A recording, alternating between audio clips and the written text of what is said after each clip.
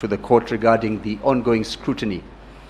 With every passing second, of course, time is lost.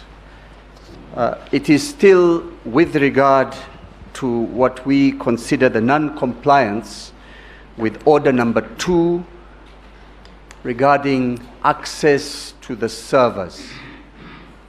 I wish to report, as of this morning, nothing has changed. IEBC continue to refuse to provide the forensic image of all 8 servers. Your Ladyship, my lords, the 8, we've been using the word servers in plural, but I would like to refer to the affidavit of Mr. George Njoroge at page 11, which gives the name or identity of the 8 servers. Page 11 of the forensic report by George Njoroge, which gives the particulars of all 8 servers. Of those 8 servers, IEBC are providing only limited access to server number 5. I have mentioned with every passing second, an opportunity for the court and ourselves is being lost. With the limited access provided yesterday to server number 5, our team were able to observe a large number of deletions. So we suspect and we are concerned that the delay on the part of IEBC is to delete vital data, and when finally time runs out, not to provide the information that we require or provide logs that have no use to anybody. So we are requesting that the court direct further that access, forensic access, be provided to all 8 servers, together with copies of logs for all 8 servers. I am further advised that the question of the forensic imaging is the one that takes time. It takes hours. It takes hours. So that needs to be given, that direction or that order needs to be given right away. In the alternative, perhaps this is the moment when the court considers extending time so that IEBC do not do what they are good at doing, not providing or providing when it is too late. So that is all I wish to mention at this stage, and I would like that the court addresses it before we start the day. Thank you. Thank Mr. Gumbo. A question?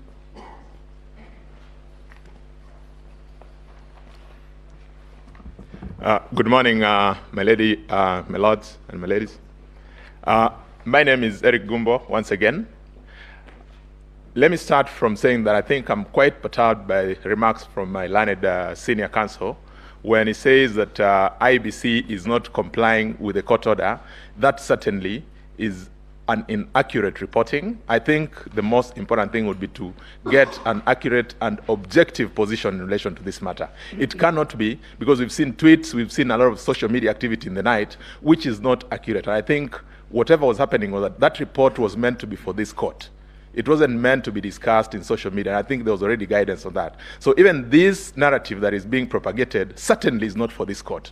And I think we take exception to that. But back to the critical issue, yesterday we did give an indication that whereas the order of the court was that the IEBC was to give a supervised access to the servers, that was then interpreted by the applicants to mean that they would get a copy of the whole server. We then expressed concerns with what that would mean, and we asked that the court then gives guidance so that as we proceed, there's clarity. That is really what we had hoped that we'd get this morning to enable us resolve the matter. Certainly, it is not to take away the server from IEBC. I'm most obliged. Thank you very much. On behalf of the court, may I say this? That issue was discussed by the full court this morning.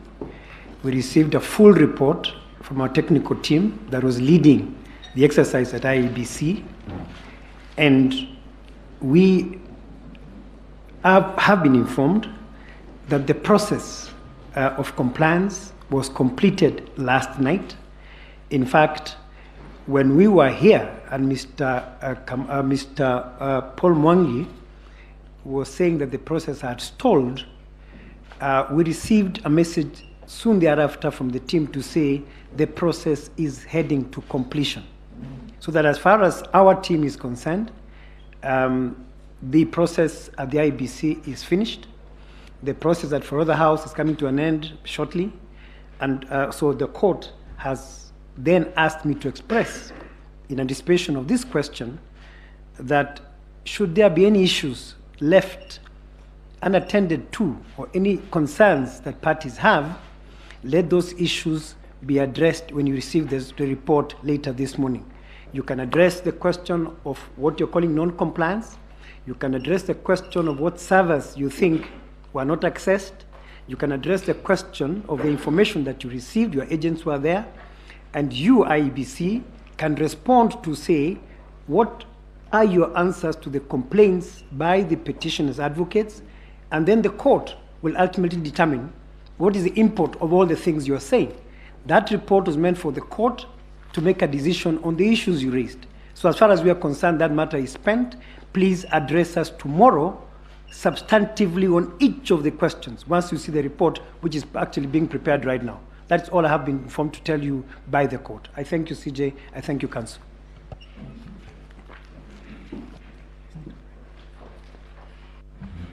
Madam Chief Justice and the Honorable... Sorry, Senior Counsel.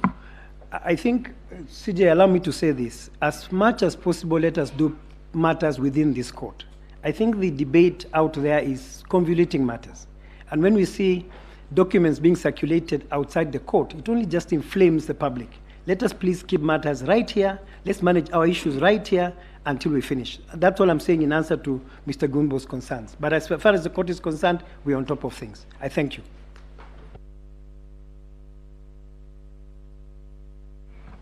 Madam Chief Justice and the Honorable learned members of the court, I am Githu Muigai, and I appear for the IEBC, for its chairman, Wafula Chebukati, and for Commissioner Professor Abdi Yakub Gulei and Boya Molu.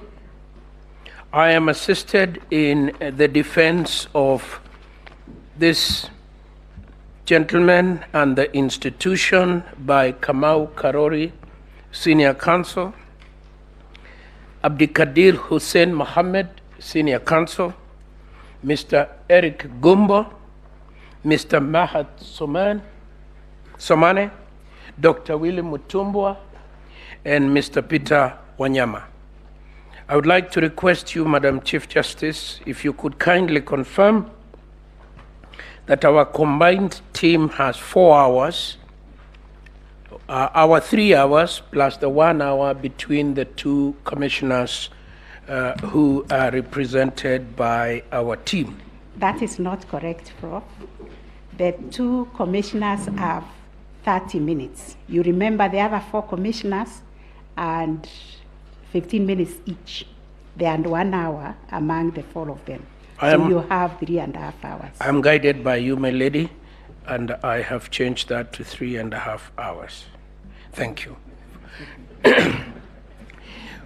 We have filed before you a wide range of documentation, which in our very humble view is very, very comprehensive.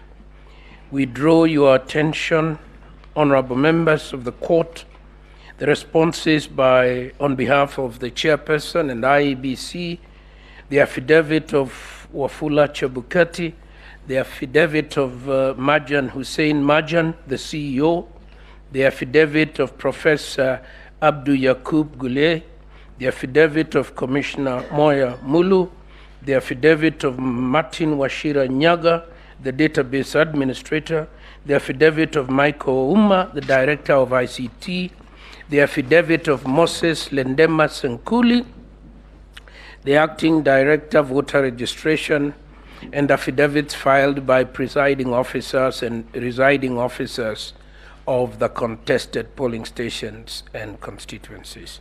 Let me start, my Lady Chief Justice, by observing the peculiar nature of the proceedings before this court.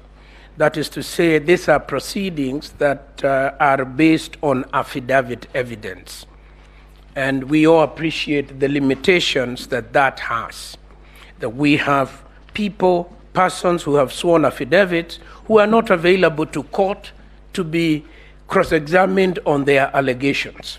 And some of the allegations we have had, as we shall demonstrate in the course of our submissions, are outrageous, to say the least.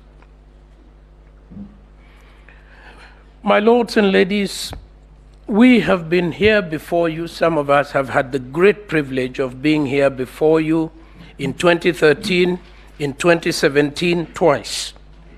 And this honorable court must take credit, I think, unparalleled in anywhere in the Commonwealth, in my humble learning of the subject, in helping to clarify how the electoral process in Kenya should be conducted. And we submit that the clarifications that this court has given since 2013 have enriched the conduct of the electoral process. And it is my first submission that the IEBC and its chairman conducted the 9th August 2022 presidential elections strictly in compliance with the guidelines that this court has given. My lords, since the annulment of the presidential election in 2017, IEBC overhauled its entire electoral process procedures to align those procedures with the guidelines that my lords had given. Your decision in the minor care, the decision of the Court of Appeal in the minor care case set out the guidelines for the protection of the ballot at the polling station, the transmission, tallying, and declaration of presidential results. We have abided by that decision. Your decision, my lords, in RAILA Odinga versus IEBC petition number 1 of 2017 rendered even more detailed clarifications on the procedure. The decision in the National Super Alliance versus the Independent Commission gave further clarification as to the very controversial issue up to that time of how to handle complementary voting. And again, we learned from that and we have used that in this election. Since 2017, over the last 5 years, the IEBC undertook post-election evaluation. It reviewed its strategic plan. It developed an elections operations plan, a boundaries review operations plan, continuous registration of voters, and several other measures that flowed from the guidance that this court had given. My ladies and my lords, in the cases that have brought us before you previously, we had numerous arguments about jurisprudence. What does the law mean? What do the regulations mean? What does the Act say? The petition now before you has absolutely nothing to do with any legal lacuna, because you have spoken so loudly on that subject previously.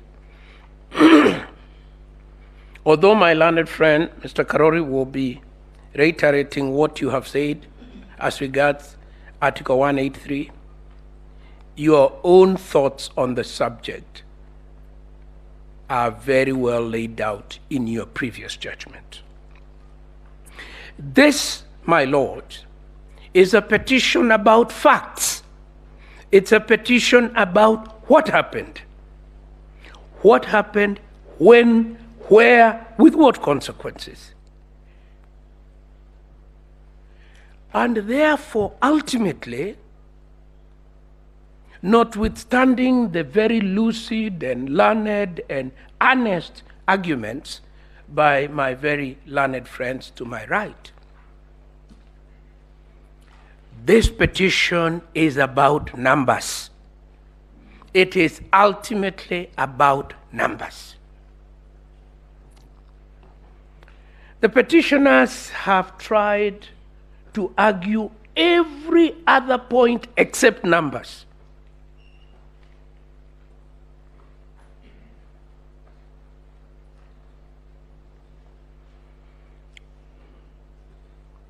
I will be demonstrating to you, my lady, my lords, in a short while, that we conducted a proper, fair, constitutional, legal, impartial election. My learned friend, Mr. Kamau Karori, will follow me, and he will get back to the parameters that you have set. Mr. Eric Gumbo will talk about, that's Mr. Karori will answer, and this is very important, my lords. We do not want to waste our 3 hours perambulating around every conceivable issue in this petition. We will be answering the questions you asked us. Mr. Kamau Karori will answer question 4, 6, and 8. And that will be a submission about the electoral process. My learned colleague, Eric Gumbo, will answer question 1, 2, and 3, and that's about the technology. My learned friend, Mr. Mahat Somane, will answer question 4, 3, 4, 5, 7, and 8. And I do not want to belittle the rest of our effort, but that is the man who will explain that numbers don't lie, that numbers speak for themselves. Mr. Abdikadir Mohammed, Senior Counsel, will address you on the burden of proof and the standard of proof and whether the reliefs sought by the petitioners can be granted in this matter. If we still have time, as we hope we shall, Dr. Mutumbwa and Peter Wanyama will address you on this issue that seems to be in the fridges, but in our view, totally inconsequential, of the KPMG report and the alleged problems with the voter registrar. Let me start by saying, my lords, you have been urged by several counsel who have spoken before me to find that this election was irretrievably flawed. That from the word go, one counsel said, and I quote, everything that could go wrong went wrong. If that be true, and we deny that that is true, then it would mean that everything from voter registration, voter education, procurement, nomination, voting, counting, tallying, verification, and declaration was totally flawed. What would be the consequence of that? First of all, and I say this with the most tremendous respect, first of all, you have been addressed by counsel of great eminence, including my learned senior James Orengo, my learned junior Professor Tom Ojienda. In this court, my lords, as we sit here this morning, there are no less than 3 governors addressing you elected under this election. There are no less than 4 senators elected under this election, and there are no less than 4 members of parliament elected under this election.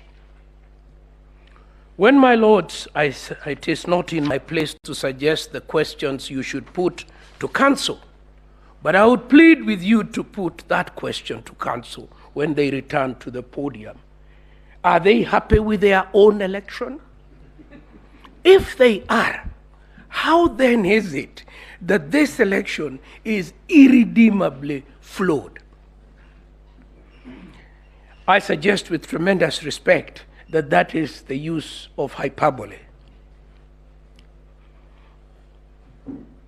This election was conducted, as most international observers observed, it was the fairest.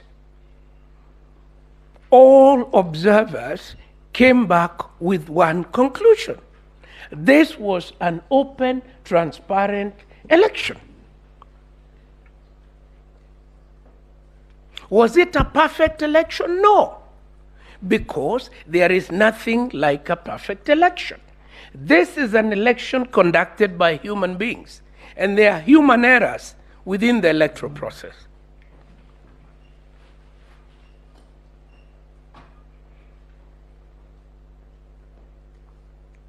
Were the few errors that are admitted by IEBC of a magnitude to allow this court to set aside the election? It is our humble submission that the answer is no. It has not been demonstrated, and my learned friend, Mr. Abdi Kadir, will deal with that matter. Let me point out to you, my lords, that this is one of the few petitions that this court has seen that is full of generalities, innuendos, hypothecations. Yeah. We believe there was one counsel who repeated several times, our theory is, our take is, our understanding is, not evidence, nothing of probative value, speculation, generalization. It is our very humble submission that, framed in those general speculative terms, lacking clear, cogent, probable evidence, these petitions lack merit. It is made worse, my ladies and my lords, by the fact that the petitions make grave allegations of a criminal nature: fraud, tampering with election materials and results, conspiracy to unlawfully influence an election outcome, and even implied treason. Implied treason. All that without a shred of evidence. All that without a shred of evidence, especially as it relates to the Honorable Chebukati, the chairman of the commission. The vilification against this gentleman goes beyond anything we have ever had before in this courthouse. It was personalized, it was vindictive, it intended to lower his standing in our community and within the legal profession. It was unwarranted. I have had occasion again to defend Mr. Chebukati, although he was not my client. I was in a different office. But I recall mentioning in 2017 before your lordships that this gentleman was being vilified for doing exactly what the minor Kiai court told him to do. It told him, don't touch the results coming out of the polling station. That is the final result. We then came here to this court, and he was called all manner of names at that time. This has not stopped. What should we learn from this? We should learn one thing, and it is a very unhappy lesson. The attack on the chairpersons of the commission has a long history. There was Justice Zacchaeus Chesoni, there was Samuel Kivuitu, there was Isaac Hassan, and now there is Chebukati. The pattern is the same. The pattern is the same. None of them has been allowed to leave office without vilification and a vindictive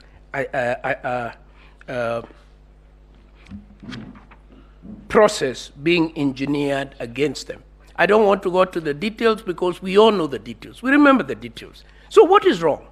There is nothing wrong with IEBC. There is nothing wrong with Wafula Chebukati. There is something very wrong.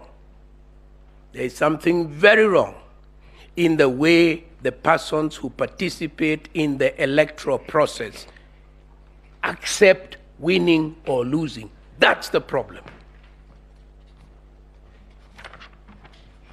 At an appropriate time, when all this is over, I entertain no doubt that an independent group of people looking at the work that Mr. Wafula Chebukati has done for our nation will recognize him as one of our outstanding heroes in the history of our nation. Thirdly,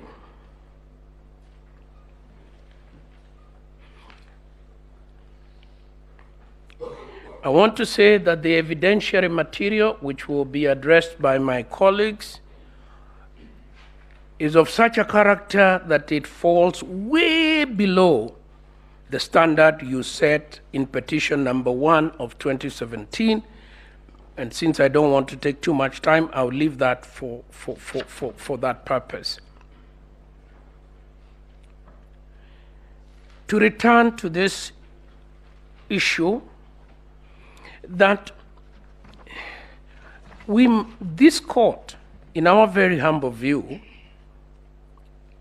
needs, and I'm very sure from the questions the court has asked so far, that the court appreciates very deeply, and that any order has consequences, and those consequences must be consequences that can be contained in our democratic and constitutional process.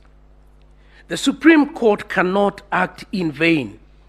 It cannot act so as that the judgment should read like a learned legal article. The Supreme Court always acts so that it can defend democracy and the rule of law and constitutionalism in a practical and enforceable way. So if this election is so badly flawed as you are invited to find, then this court would have to find that every MCA, every MP, and every senator, and every governor was not properly elected, and the whole of the government of the Republic of Kenya should be reconstituted afresh. I don't know whether my learned colleagues have contemplated the consequence of what they have requested. My client, Mr. Wafula Chebukati, is a man who enjoys constitutional protection of his tenure. Why did the Constitution protect him? Not him alone, the chairman of independent commissions, for precisely this form of witch hunting.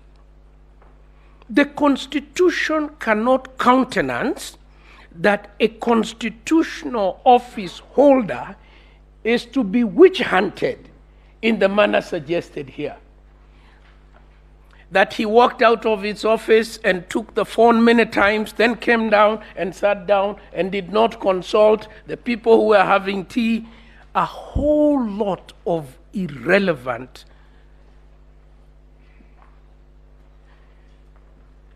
material that cannot be the basis of interfering with the independence in section 163 of Mr. Wafula Chebukati. It is said that he should be removed from office and forbidden from ever holding public office. And I want to ask my learned colleagues for the petitioners, is that really a serious submission when the Constitution itself contains complex processes of the removal of a person? He is now to be removed here by reference to affidavits of hearsay on the back of hearsay? I do not think it is a serious submission, and I invite my lords not to act on it at all.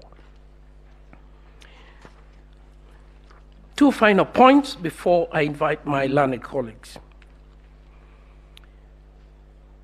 My very able senior learned friend, Paul Muite, said that the commission is the majority of the commissioners. That cannot be a meaning of the commission that arises from the Constitution. The Constitution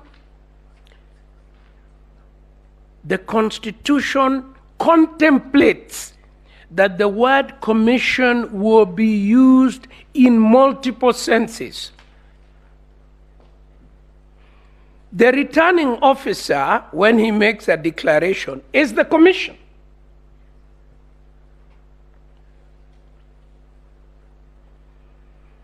The officers of the commission, when they procure, let us take procurement.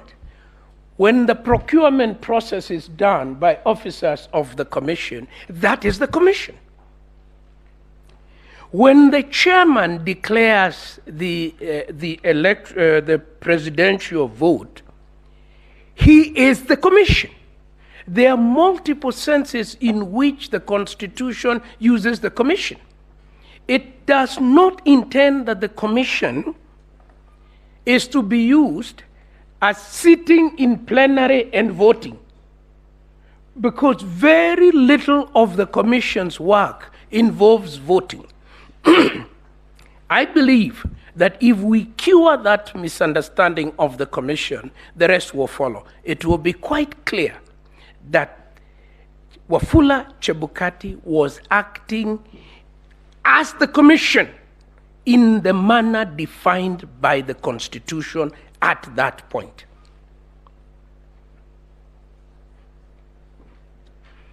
Because it is a body corporate, and that has already been spoken to.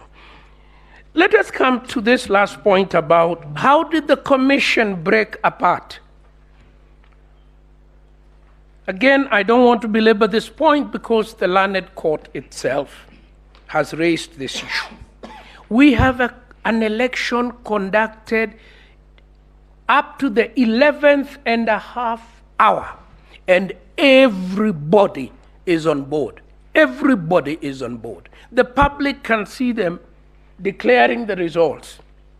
What is this that happens within the half hour? The affidavits speak for itself, for themselves rather. And my learned colleague will take you into the detail. The affidavit speaks to themselves. There is a concerted effort. There is a concerted effort, external, to ensure that the process comes to an end without a declaration.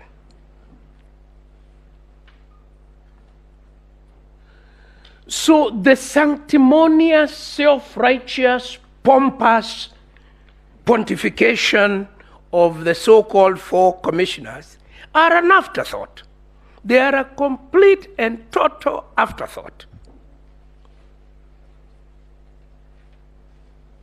and should be seen as that.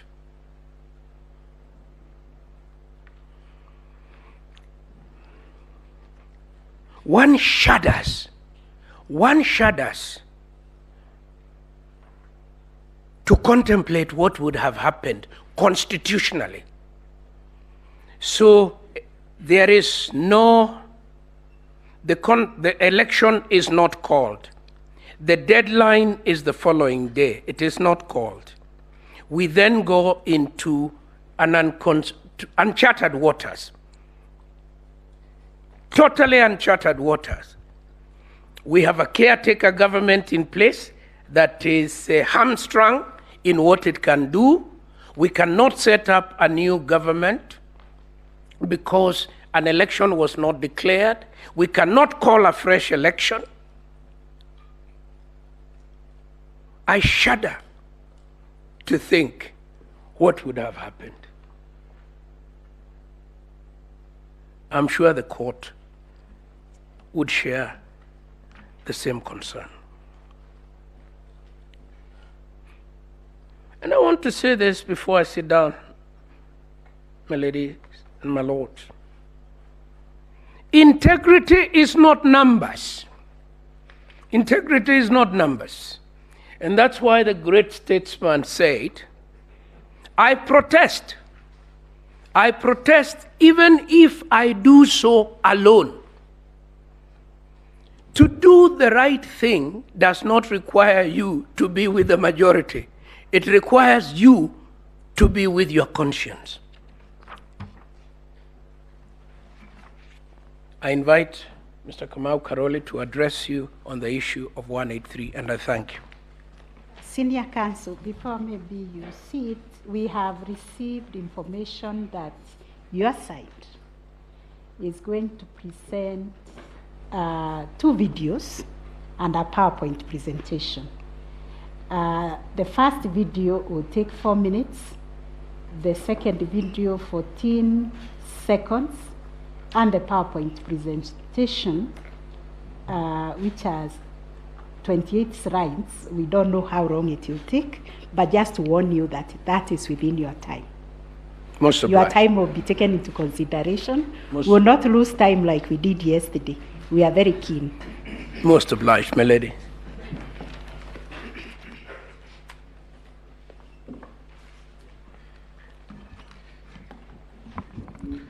May I please, my lady, the Chief Justice and judges of this court, and good morning.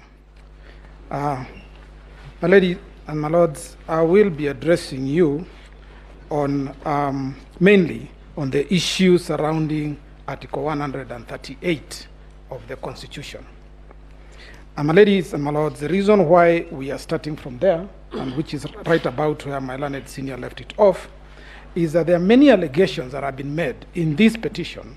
In fact, that seems to be the main issue surrounding these petitions, regarding the manner in which the functions set out in Article 138.3 and 138.10 were conducted.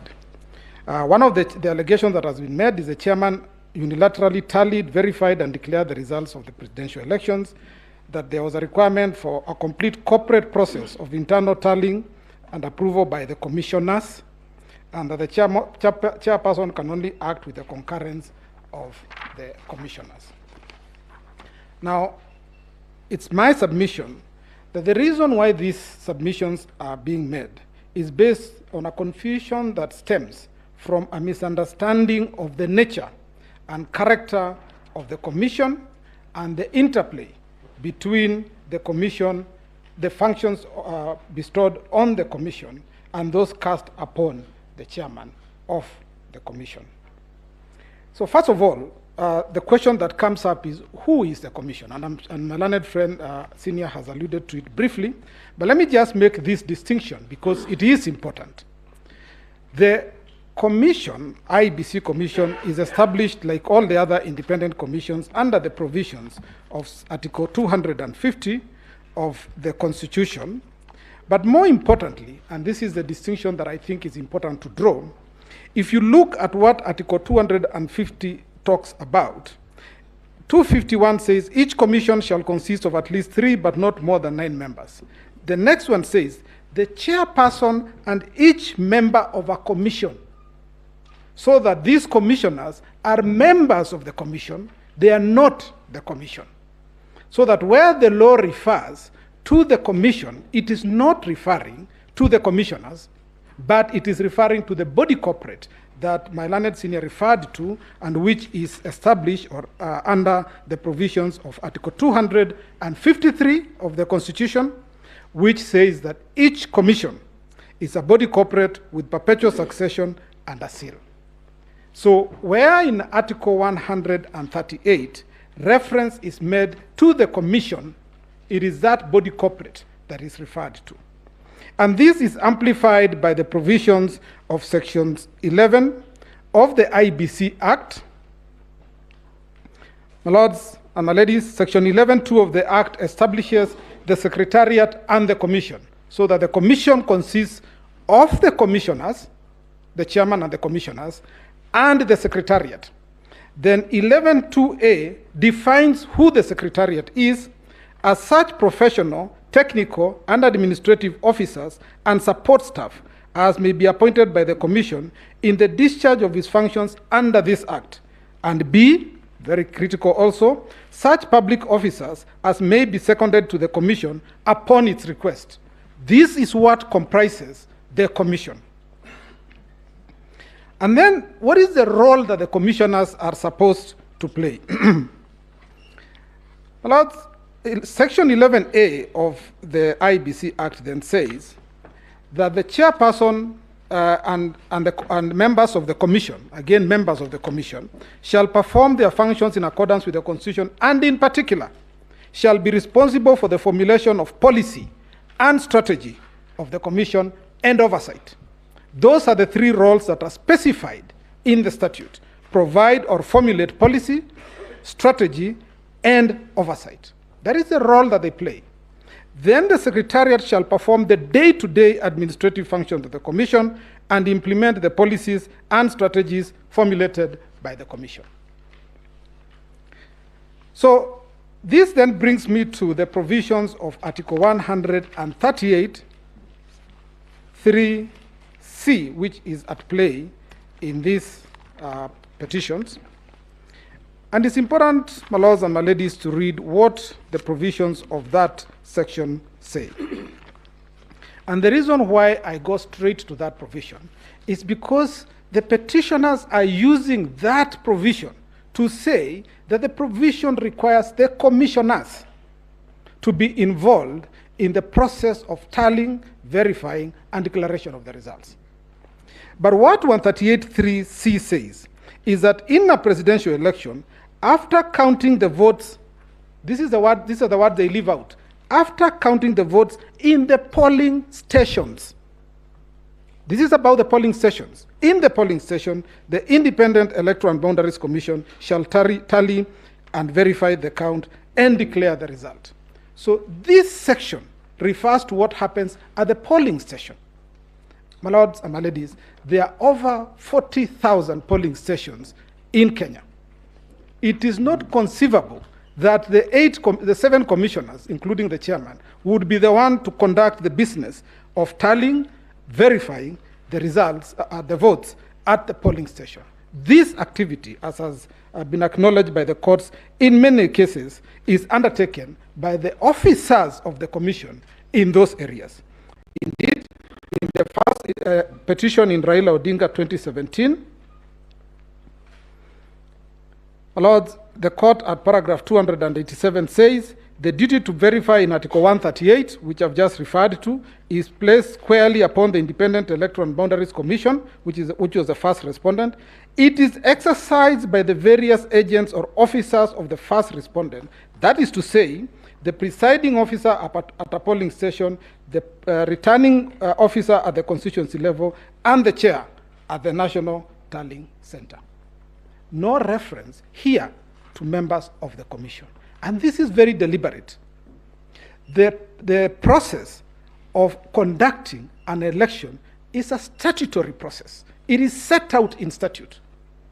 It is not an issue that is left to determination by the commissioners in a meeting of plenary as they have suggested. And so, my lords, the assumption by the petitioners that the commission refers to the commission is wrong and belies the case that has been brought before you. And so, my lords, the next issue that I want to deal with is the question of the role of the commission versus the role of the chairperson. My Lords, under Article 138(3)(c), as I've said, the role of the commission, not the commissioners, is just to tally and verify the results. Sorry, and what is important here is this. My Lords, and to respond maybe to my learned senior Jan Mohammed, the results of the vote at the polling station are made on the same day. The decision as to who members or the electorate will elect is made at the polling station, and the outcome of the voting is determined on the same day. It is filled in Form 34A. It is pasted on the doors of each and every polling station. Now, the important thing here is that there is not a single affidavit or evidence that has been placed before you by anybody who says that the results that were pasted on the doors of every polling station, the Form 34A, is different from the ones that were announced or declared by the chairperson at the National Tallying Center. And this brings us to what the courts have said consistently, that the results as announced by the presiding officers at the polling stations are final. Once those results have been declared, the voter knows that in my polling station, which had a maximum of 700 voters, the outcome of that vote was this candidate A got so many votes, candidate B got so many votes, and so on.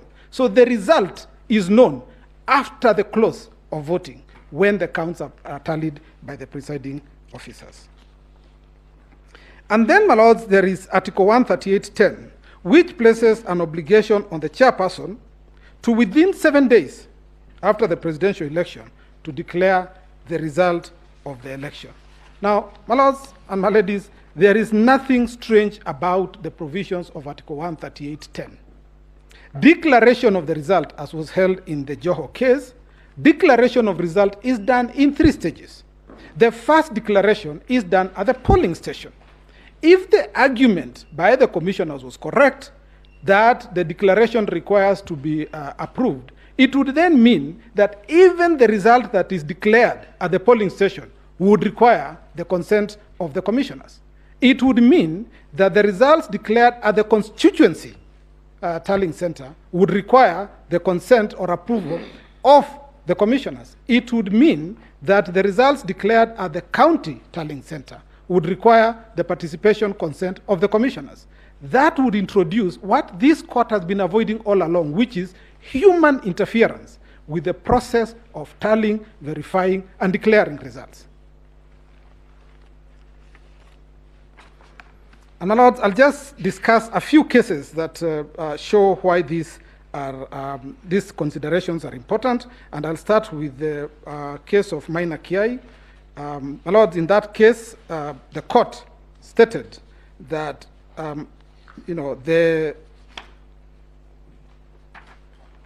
sorry, my Lord, let me start with the Raila Odinga versus IEBC, the 2017 decision at paragraph 287. It says, the duty to verify in Article 138 is squarely placed upon the IEBC, and that this duty runs all the way from the polling station to the constituency level and finally to the National Tallying Center. There is no disjuncture in the performance of the duty to verify. It's exercised by various agents, that is to say the presiding officer at the polling station, the returning officer at the constituency level, and the chair at the National Tallying Center. Nowhere in that decision do you hear reference to members of the commission. It refers to specific officers whose duty it is to verify and declare the results. And why is this critical? At paragraph 288, this court explains why this is important. And it says, the simultaneous electronic transmission, and my learned friend will talk about the electronic transmission. Paragraph 288, the verification process at all these levels is elaborately provided for in the Election Act and regulations. I will jump up to the part which starts by saying, but this electronic transmission also acts an insurance against potential electoral fraud by eliminating human intervention, intermeddling in the results tallying chain. Now you are being told that the commissioners need to be involved in the process of verifying and declaration of the result. This introduces exactly what the court said. We do not want human intervention or intermeddling in the chain of result declaration. And this ensures that there is no variance between the declared results and the transmitted ones. Now, the chair, again, plays a critical role in this whole process. In paragraph 365 of the same judgment, this court said that the chair has the duty of receiving the Form 34A as received from the constituency returning officers by signing the taking over section of Form 34B. It is his duty to do so. And then, my lords and my ladies, I deal with the issue that was raised that said that the chairperson styled himself to be the returning officer in respect of the presidential elections, and the suggestion that was made is that this title does not exist. First, my lords and my ladies, this is it's wrong. That's not the correct position. The chairperson undertakes the role of declaring results, which is a role that you'll find under the under the Elections Act, is a role reserved for a returning officer. But just to lay this whole issue to rest, my lords and my ladies, in the case of RAILA Odinga versus the Law Society of Kenya, this is the first RAILA Odinga 1, 2017, at paragraph 8, this is what this court said. It says, the second respondent, who is the chairperson, Independent Electoral and Boundaries Commission, that's the second respondent. The second respondent, comma, the chairperson of the IEBC, who is the returning officer for the presidential election. Even this court recognized that is the role he plays. So it is not himself who styled himself. Even this court recognized that role and says it's constitutionally mandated under Article 3810 of the Constitution of Kenya to declare the result of the presidential election and deliver a written notification of the result to the Chief Justice and the incumbent president. So that the role of the chairperson in the declaration of the results is recognized both under the Constitution, Article 3810, but this court also specified that in playing that role, essentially what he's doing, he's playing the role of a returning officer. But this was even emphasized further in the clarification decision that was rendered by this court in 2017, and at paragraph 61 of the majority, the decision by the majority, the court said that at paragraph 61, it says that the, it talks of, it's a long sentence, but my lords and my ladies, I just want to read what is critical. It says the constituent returning officer aggregates Form 34A from the polling station into Form 34B before generating Form 34B. Doesn't the returning officer verify the figures in Form 34A? Is it not a fact that the second respondent, as the national returning officer, so that even in the clarification, when we came back to court and sought clarification, this court confirmed that in fact this gentleman is the returning officer, national returning officer, for purposes of the presidential election. And so the issue of him styling himself, my lords, does not arise. And it just shows you the levels to which the chairman has been unfairly vilified in a situation where the law is quite clear in the conduct of, on how he should conduct his affairs. The other thing that was also clarified a lot, my lords, and I'm just referring to this because there's no need for me to argue this if the authorities already say so, is that the chairperson, the verification that is referred to in Article 138 3C, this court said that the verification that is undertaken by the commission employees, by the people that we saw in the rotunda, in the tallying center, it says the first respondent on behalf of the second respondent, commission employees on behalf of the chairperson, must verify the results against those in the transmitted Form 34A. So that the way the petitioners have put it is completely the other way around. They are suggesting that the chairperson is the one who undertakes activities on behalf of the commissioners. It's actually the other way around. It is the commission employees that undertake the verification process on behalf of the chairman to enable him declare the outcome of the results. Which takes me, my lords and my ladies, to the next issue that I want to cover, which is is the declaration of the result a plenary decision? And the question that we must start with is, what is the decision that needed to be made at the National Tallying Center? What is the decision?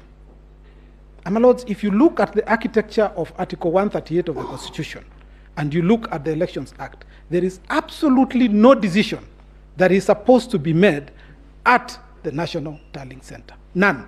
The only thing that's supposed to be done is an arithmetic exercise, which is tallying, aggregating the results, verify that the form that has been brought by the constituency returning officers, Form 34A, the original, compares or is the same as that which was transmitted electronically.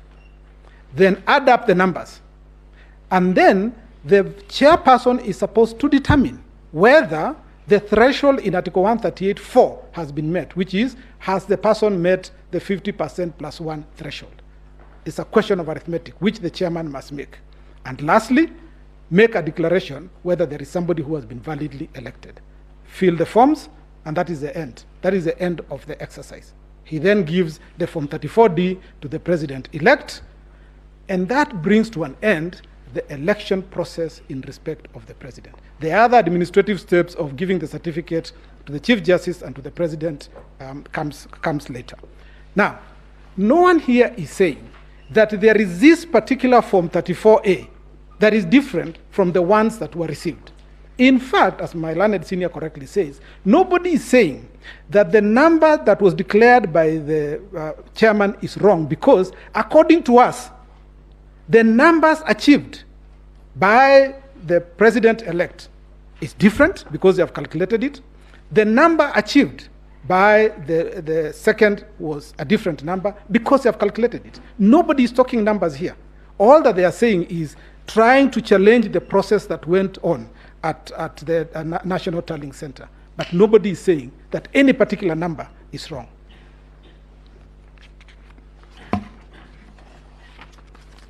And so, my lords and my ladies, the suggestion that we should have a plenary conversation about the result would one that would cause huge ramifications to this country. Because what would happen if after the elections have been conducted and completed, commissioners, for whatever reason, take different positions and decide that they are not agreed on the declaration to be made, and that a declaration cannot be made until they all agreed? If that was what was intended by the Constitution, nothing would have been easier for Article 138(10) to have made reference to members of the Commission. It is deliberate that it only required the chairperson to declare the results. And in my humble view, my humble submission, is that the protection intended by Article 138(10) of the Constitution worked in these circumstances. We got a declaration made because it is the obligation of the chairman to make that declaration, and anybody unhappy with that declaration, the option available to them is to come to the court, and the court will determine the issue. The option cannot be that a number of the commissioners can decide we are the majority and we are going to walk away, and therefore there will be no declaration of a result. That is capturing the Constitution. It is ensuring that the Constitution is not able to ensure the establishment of a government in accordance with its provisions. It is the reason why that obligation is cast on one person and one person only. And it is unfair to vilify Chebukati for doing what the Constitution told him to do, that if you are satisfied that the threshold in Article 138(4) has been met, and if you are satisfied that there is somebody who has been elected to be president, you need to make that declaration. Just like the declaration is made at the polling station, constituency level, county level, and at the presidential level.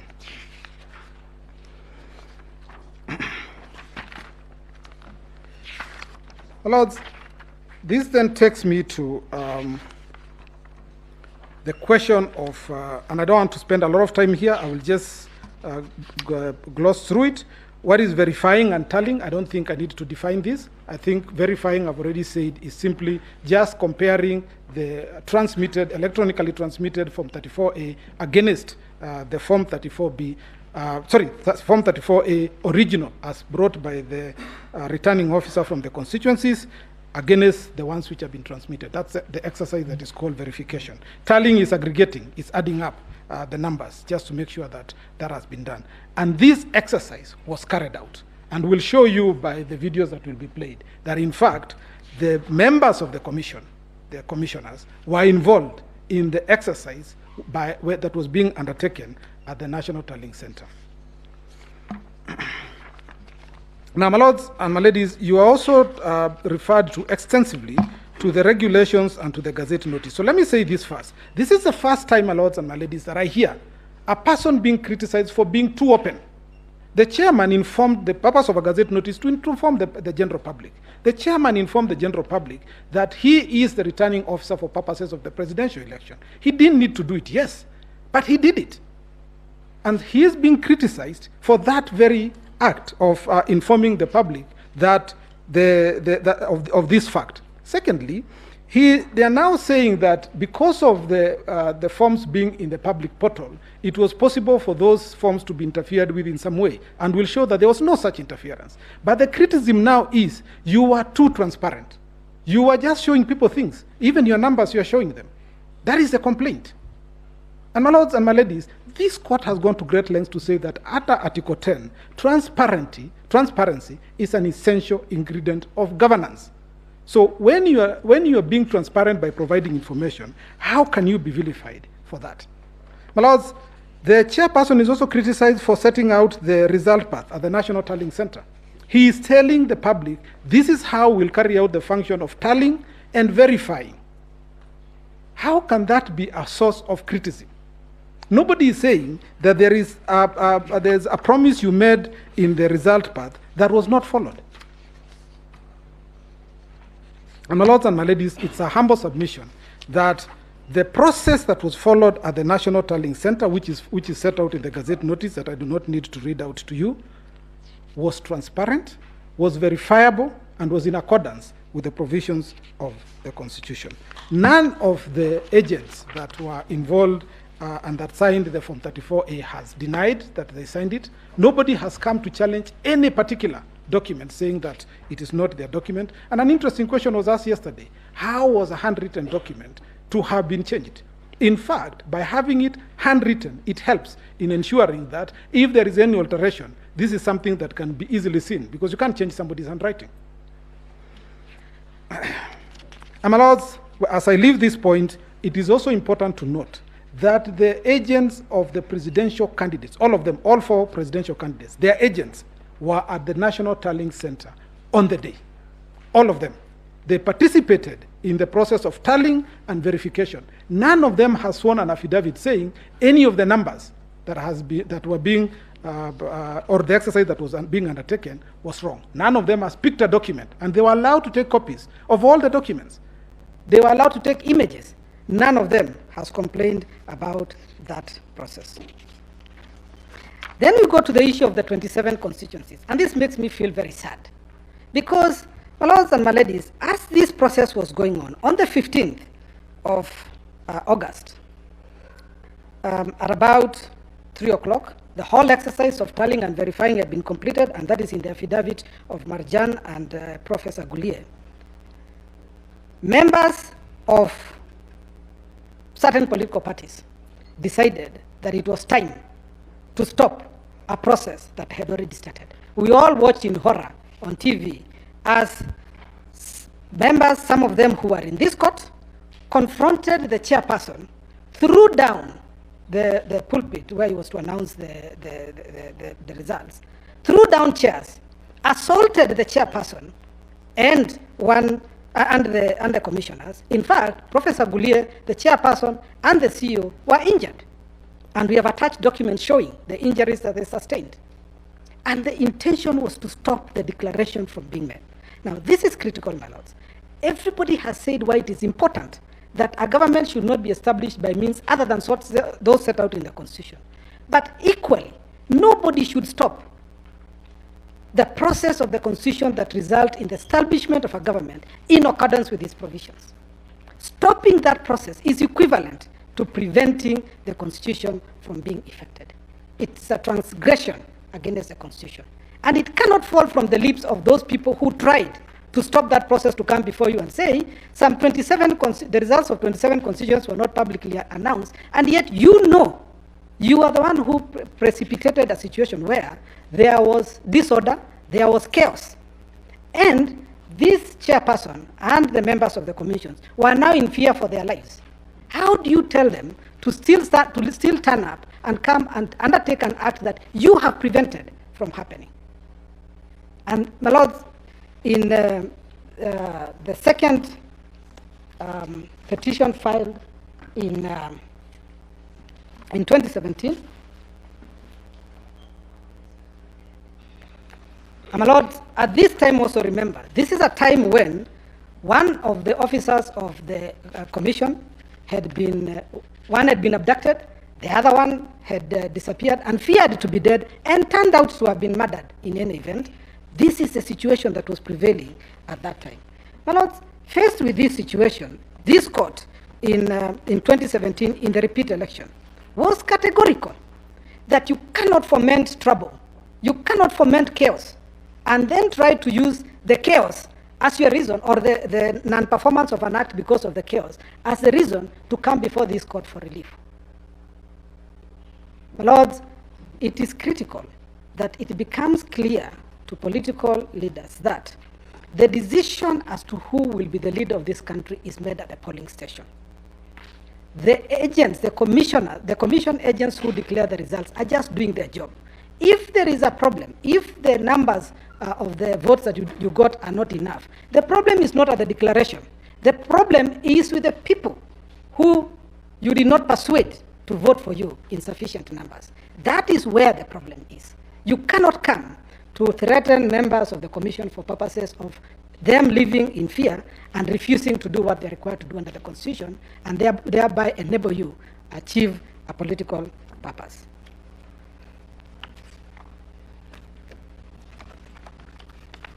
And so, my lords and my ladies, the 27 constituencies, the critical point is, the results from those constituencies were tallied, were verified in accordance with the provisions of Article 138(3)(c). And you will notice that Article 138(3)(c) does not talk about announcing the results in the constituencies as a precursor or what will justify or validate the outcome. It doesn't.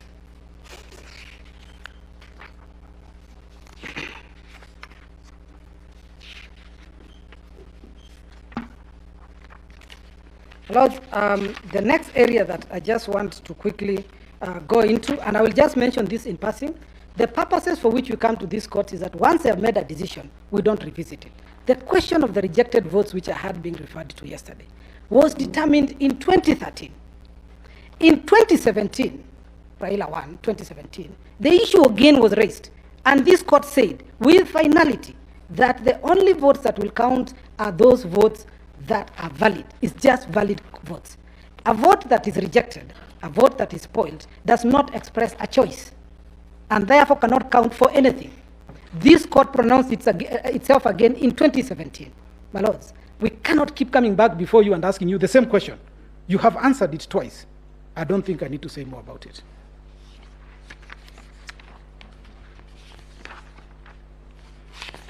The last item that I just want to deal with is the issue of constitutionality of certain regulations, which was raised by one of the parties.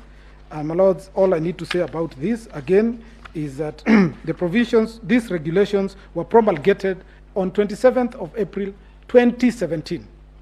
They were the ones that were used for purposes of conduct of the 2017 election, first one, and of the repeat elections. No one has ever complained about those regulations. No application has ever been filed regarding the constitutionality of those regulations. In fact, when you retire to write your ruling, you will find that in both instances, this court relied on the provisions of Regulations 83 and Regulation 87 as the basis for the findings that were made, including the role of the chairman and the requirement for him to verify and tally the results of an election.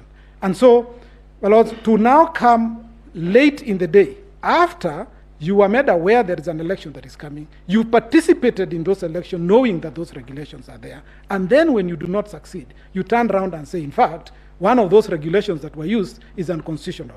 That's one. Two, the law is clear, and I set out in the decisions that my ladies and my lords made in 2017 too, where you said that the determination as to constitutionality cannot affect antecedent acts. It can only look forward, so that even if there is a finding of unconstitutionality, and my humble view is that there is nothing unconstitutional about it, my lords, that cannot affect the election that was conducted on the basis of a law that was valid then. And so, my lords, it's my humble submission that this issue of whether or not the regulations are legal or not, my lord, is a small screen, because these parties, and especially the main petitioner, has been aware of this regulation and has participated in elections where this regulation has been used, now for the third time. The last item, my lords, is on the question of the postponement of the elections. Again, my lords, this has been explained in the affidavits that have been sworn by Mr. Gulier and also by the chairperson. And what happened is that the ballot boxes that were delivered, they had a mix-up in the names and the photos. And my lords and my ladies can imagine the confusion it would cause if this election was allowed to proceed on the basis of those ballots. Now, because of the deficiency of trust in this country, ballot pallets can only be opened on the eve of the elections to avoid a situation where IEBC is accused of having interfered or in any way manipulated the ballot papers. And so they were opened on the eve of the elections, which is on the 8th, and that is set out in the affidavit, when this mix-up was noticed. My lords, there was absolutely no time for fresh ballots to have been printed and delivered in time for the elections to be held. And therefore, in pursuant to the provisions of Section 55B of the Elections of the Elections Act, IEBC considered that this issue was an emergency. And what is an emergency? An emergency is an unexpected issue that requires immediate action. That's what an emergency is. And this was an issue that arose on the eve of the elections. These ballot papers could not possibly have been given to the electorate and told to use them for purposes of the election. And it is for that reason that IEBC, for purposes of securing the rights under Article 38 of the Constitution, decided to postpone the election to give the electors the opportunity to use the proper ballot papers for purposes of this election. And the mix-up was admitted by the printer. And what the printer did is that they agreed to print those ballot papers afresh at no cost. Now, my lords and my ladies, if we had used those ballot papers, obviously, we could not have been able to get a reprint at no cost. And secondly, for sure there would have been a petition on the basis that there was confusion arising from the mix-up in the images and the names. And so the postponement of these elections was justified in the circumstances. My learned friends dwelt at length on what the chairperson is alleged to have said in a public statement.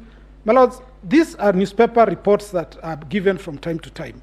And the important thing is, what does the law say in situations such as this?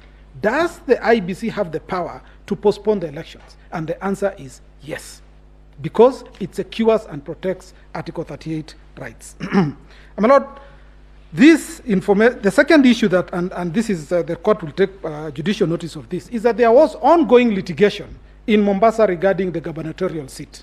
And this litigation went on up to close just before the elections were concluded. And so, my lords, again, this caused delay in terms of the timing of when those ballot papers would arrive.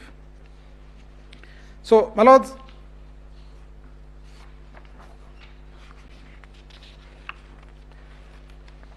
importantly, before the ballot papers were brought, the commissioners that are complaining all traveled to Greece. All four of them traveled to Greece to review and see how the printing was going on. They were the ones who represented the commission in Greece. And so, my lords, for them to now say that there was no, that this was an error, that it cannot come from their lips. They were there, my lord. So it's a humble submission that based on what we have submitted, that the elections were conducted in accordance with the provisions of Article 138 of the Constitution, and that these petitions should be dismissed with costs. That's all, my lords.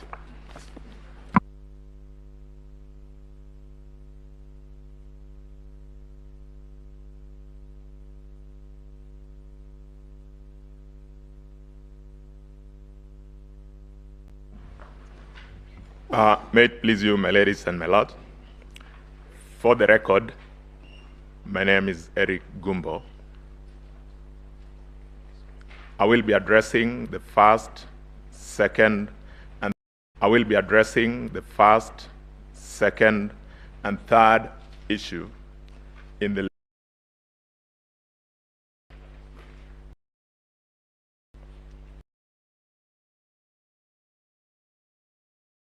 addressing you on those issues.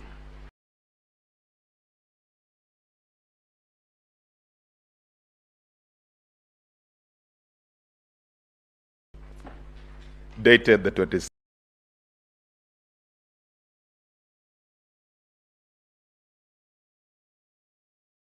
July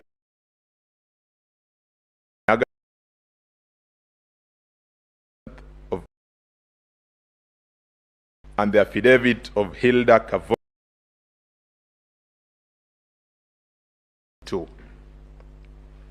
So coming to the first issue, which is whether the technology deployed by the IEBC for the conduct of the 2022 general elections met the standards of integrity, verifiability, security, and transparency to guarantee accurate and verifiable results.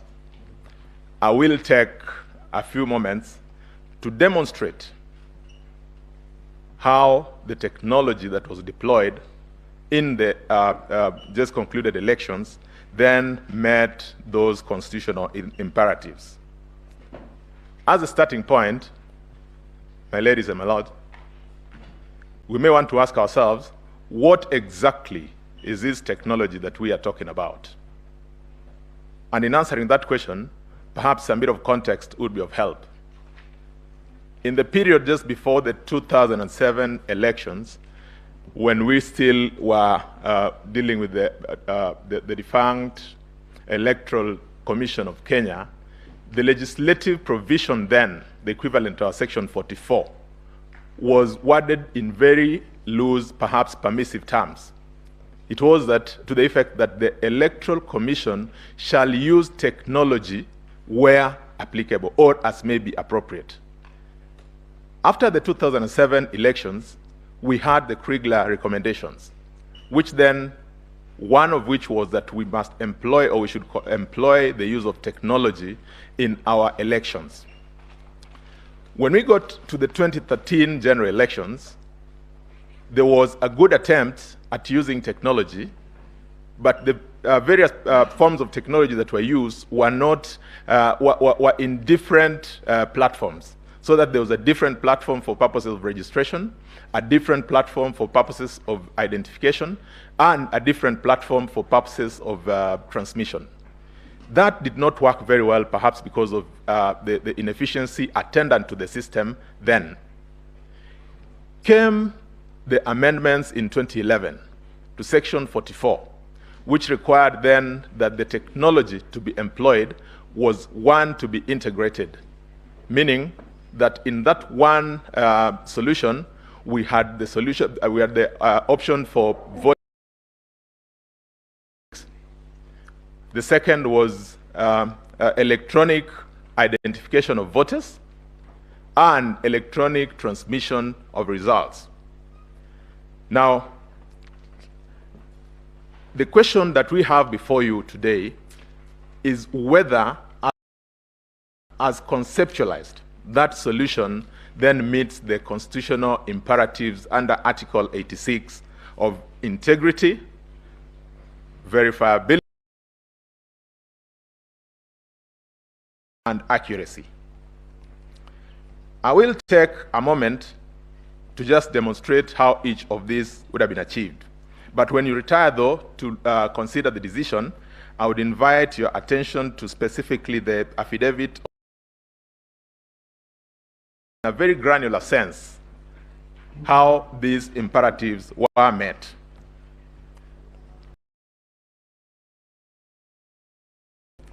I then would want to talk, that is specifically paragraph 39 to 49 of the affidavit of Michael Ouma. I then would want to talk a bit to the process entailed in those three items. have participated in elections are familiar with that process. That once the voting has been done and the polling station has been converted for to the evening now for purposes of tallying and counting of results, we start by the counting in a very transparent manner. The presiding officers count each and every ballot, and I'm sure we've witnessed this, showing a vote for Gumbo, a vote for so-and-so, and a vote for so-and-so. Now, at the end of that process, they are then tabulated to give us Form 34A. How then is technology infused in Form 34A? Form 34A has internally identified security features. There are 8 in number.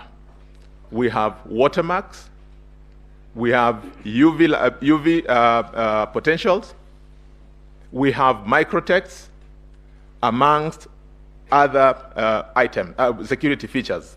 What is the significance of this? It is so that when somebody looks at the Form 34A, the original, it cannot then be confused for any other form, and that whatever it is that happened at the polling station remains an authentic representation of the will of the people. What then happens is that after that form has been tabulated, it is captured with the KIMS device. One copy is sent to the National Tallying Center. Another of that image is sent to the Constituency Tallying Center. And the presiding officer then collects all the, takes the Form 34A for purposes of the collation to the Constituency Tallying Center. That, again, is to achieve the constitutional imperative of verification. When we get to the Constituency Tallying Center, the returning officer has a back-end access to be able to load their Form 34B and transmit it to the National Tallying Center. Once that is done, they will then go with their Form 34A, together with their Bs, to the National Tallying Center for purposes of the verification and tallying at the National Tallying Center.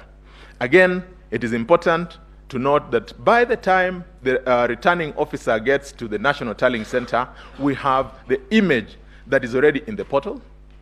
When they get there with their original form, an opportunity is then presented again for verification,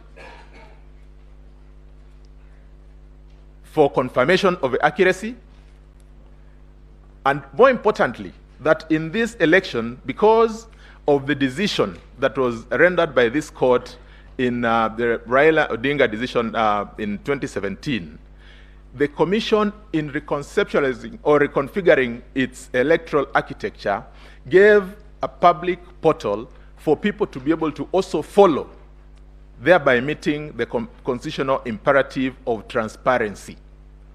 It then meant that if I'd gotten my results from my village, my primary school in Member, where I vote, I would be able to follow those results all the way to Nairobi and take account and follow if at all there is anything that would have happened or changed. Then I must be the first person to be able to raise that concern. It should also not be lost that in that polling station, we have our agents, we have our observers. Again, to add to the fact of verifiability. So that then is the architecture of what our election pathway looks like. That said, it then must follow that at the polling station, if I am a candidate, I certainly must have interest in the outcome in that particular polling station. Because a copy of the results from the polling station would be given to me, I then should be able to communicate with my team, perhaps my national agent for a particular candidate, a particular party, to be able to demonstrate that what we got in Member Primary School and what has been transmitted to the National Tallying Center is one and the same. And that in the event that there's a discrepancy, it does not take magic to be able to point out that. Now, as to whether this technology was successful, Michael Ouma-Dupont in his affidavit that 46,201 KIMS kits deployed throughout the Republic worked out of the 46,229. It then leaves us just with about 200 KIMS kits, which did not work at the opening or start of election on that particular day.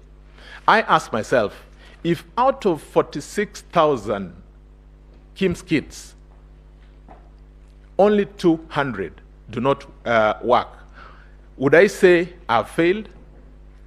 Even in our educational system, an A does not connote 100%. It starts somewhere from 88%, going all the way to 100%. The mathematical representation of this gives us more than 99% success rate. In our view, that then achieved the constitutional imperatives that are contemplated under Article 86. Again, for purposes of confirming whether that system is secure, I invite you, my ladies and my lords, to look at paragraphs 51 to 63 of the affidavit of Michael Ouma. Again, just to mention a few items in relation to that, that KIMS gadget works in specific ways. It is first locked to a specific polling station, meaning you can then not use it once you've locked it to the events of that day to transmit results from a different station for purposes of that election. That the entire network through which the results are transmitted are secured or double layered with firewalls, meaning there's the first firewall and the second firewall for purposes of securing that transmission. Very significant again to mention that at the point at which that image is to be transferred, it is encrypted. So as it is transmitted, it is not in the form of what we would imagine the image of Form 34A. If I was to use an example, if it was to be a water pipe and it is to be encrypted, it means if you broke into that water pipe, because we all know that the chemical formula of water is H2O, you'll get your hydrogen on one side, you'll get your oxygen on one side. It then means you'd not be able to make sense of that water that you're looking for. Again, we must be able to relate this with other factors. In the KIMS kit, we have certain information that is resident, close of business in any polling day. One of them is the question as to the voter turnout of a day. It means for somebody to intercept that system, they must have information in relation to the voter turnout of that day. It may not be practical for somebody to say that they have the capacity to know the voter turnout throughout the country at the second at which they want to intercept a particular form transmitted. Again, if we exceed the number of people who voted, then again, from an accountability perspective, it would be very easy to point out to say, because of the fact of this interference, you've exceeded the numbers of what was captured in your report. To give further comfort, this transmission is done over a virtual private network, which is provided by the mobile network operators, who themselves also secure that environment to ensure that there is no intrusion or interference coming from any quarter into the system. For a good, perhaps, mental understanding of what this means, or how this was applied, Michael Ouma in his affidavit says that there were more than 380 million hits on trying to, just to access the public portal. And that according to him, none of the systems even blinked. That is how secure that environment is. Now, the other question that somebody would want to look at in relation to Article 86 is a compliance with the provisions, statutory provisions in relation to procurement and all those. Again, I invite you, my ladies and my lords, to look at paragraph 64 to 71 of the affidavit of Michael Ouma. He then ends at saying that close of business, more than 14,239,000 people were successfully identified through that system. He describes it, to use his words, as a military-grade system. That is how comfortable he is with that, with the security features of that system. I come to the second question, which is whether there was interference with uploading and transmission of Forms 34A from the polling stations to the IEBC public portal. The emphatic answer is no.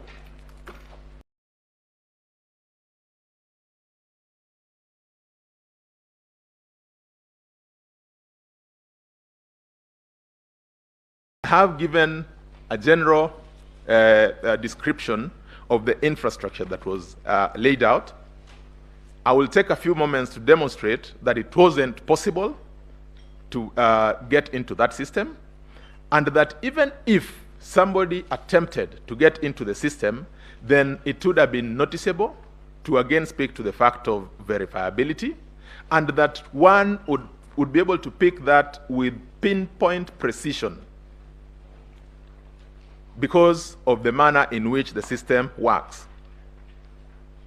For purposes of a clear understanding, it is purely because of that verifiability that we are able to hear our colleagues appearing on this other side for the petitioners saying that they saw a gentleman called so-and-so who accessed the system. So-and-so accessed the system because of verifiability. It means that those who were able to access the system must have been people who were then authenticated to access the system, because certainly you must get some human intervention if the system is to work. To this extent, we'll then invite you to look at the affidavit of Hilda Kavonga. Hilda Kavonga is the manager, security and business continuity. Again, Hilda confirms emphatically that the system was not breached. She speaks at paragraph 7 in good detail about how robust that system was. I invite you, my ladies and my lords, to look at the structure of that infrastructure and just appreciate for yourselves how then it was secure for purposes of protecting the will of Kenyans. At paragraph 12, she even goes on to give security assurance through certification from the National Institute of Standards and Technology. Now, we look at this in relation to the allegations that have been made. There is an allegation about staging. Learned counsel, senior counsel, Philip Murgor, spoke about the man in the middle. The indication or the allegation appears to be that somebody intercepted the system or broke into this system, downloaded this form, altered this form, uploaded it again, and sent it or transmitted it to the National Tallying Center. Like I said, when eventually we have an opportunity to look at the details that we have submitted, including the KIMS returns, it will be apparent that there was no such intrusion. But assuming for one moment that we want to interrogate this fact of staging, we then would want to ask ourselves, at what point in time did this happen? Because according to the infrastructure that is laid out by the IEBC, once a form is transmitted from the polling station and it gets to the public portal, it also has certain inbuilt security components. It has a digital signature. That digital signature marks an indication as to the exact time when that form was transmitted. If there's intervention, then certainly there must be a lag between the time when that form was transmitted and the time the form got to the National Tallying Center. It is our submission that nothing has been presented before this court to even come close to making that suggestion. Again, as part of the security that is in the portal, each of the forms that get there are serialized. And the serialization is tied to the polling station. It is tied to the date, to the time, up to the second when that form was received. It then, as an additional property, gives you a tab to be able to confirm or verify whether there's been any alteration on the form from the time it was transmitted. One would then very easily pick up that as a concern to say, we refer you to, again using my primary school in Member Primary School, that the form 34A that was sent from Member Primary School was intercepted, manipulated at this point in time. That is a report that the portal would be able to generate. Again, not a single piece of evidence has been given to come close to suggesting this. I've pondered since the submissions and presentations yesterday from our learned friends appearing for the petitioners as to what really this evidence is. I have, in the course of struggling to look for this evidence, come across three possible areas they'll be talking about. In the affidavit of one John Mark Gidongo, they make reference to a form 34A from Baringo County, Tiati constituency. They then say that that is an example of a form that was intercepted. Michael Ouma, in his affidavit, confirms that in fact the form that was uploaded or that was attached in the affidavit of John Mark Gidongo is not a form that arose from the process that, that they allude or allege it arose from. That according to him, this form was downloaded. Somebody tried to interfere with the details on it and attached it to an affidavit. Now that, if you asked me, is perhaps the silliest way of doing any of these things, because if somebody asked you whether that form was authentic, you only need to look at the public portal. You then need to verify it with the form 34A that was presented. My ladies and my lords, as a statutory requirement, we delivered all the form 34As to this court. We have a copy. The entire public has copies of each and every of those documents.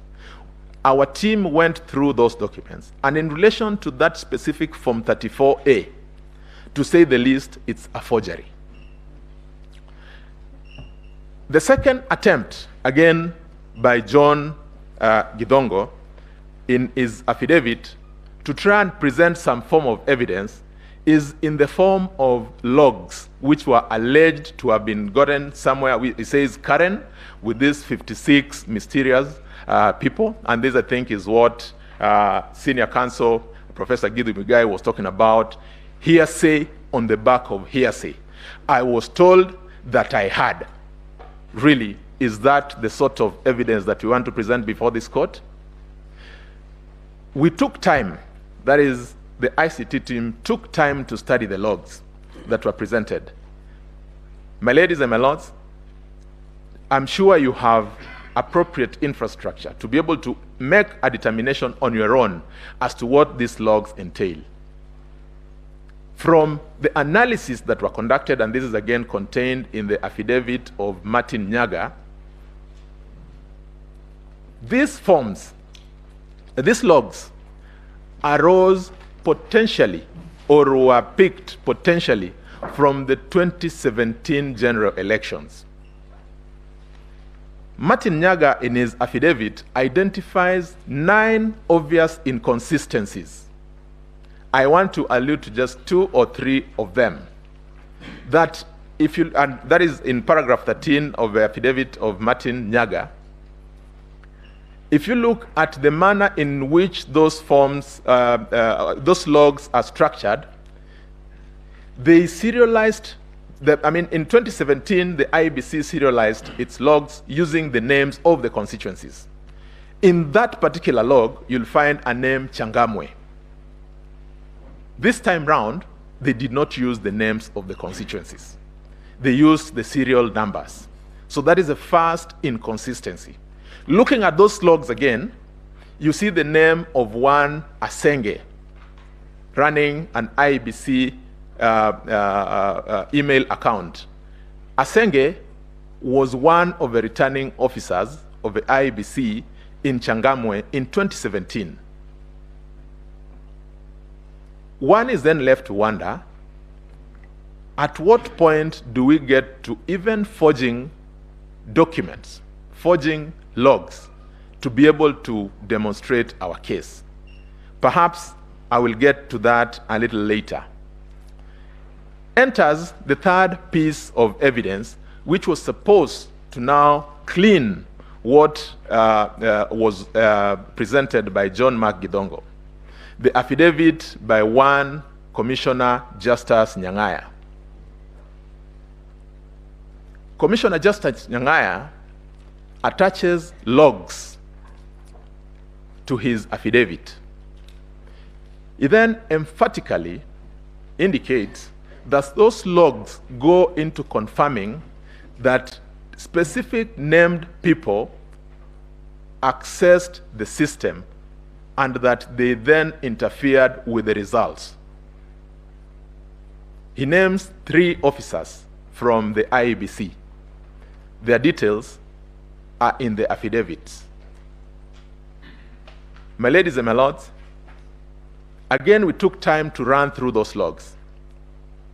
The logs that were presented in the affidavit of Justice Nyang'aya, according to the information from the ICT team, and this is to be found in the affidavit of Hilda Kevongo, one, do not speak anything towards identifying any of those names that are contained in the affidavit of Commissioner Justice Nyang'aya. In fact, according to Hilda Kevongo, those logs speak to the ordinary applications that run the systems in IEBC on a day-to-day basis. If you read through them, because they're written in English, you'll find indications like daily update completed, news downloads for the day completed. At no point throughout the 7 or 8 pages, which is supposed to be a representation of the logs, does any of the names of these individuals feature. One then is left to wonder why such an inconsistency had to come in the manner in which it came. We have had allegations about certain named individuals. There's been an allegation about one Abdidahir Malim. My ladies, my lords, Abdidahir Malim was one of the returning officers, duly gazetted for purposes of this election. Like I earlier said, he then had access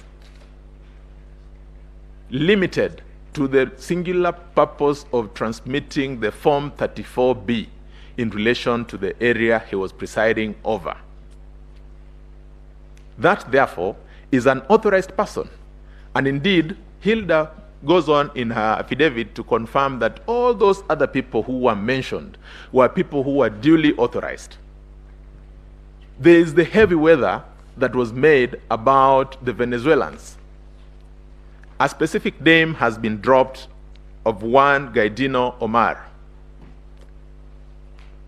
My ladies and my lords, the contract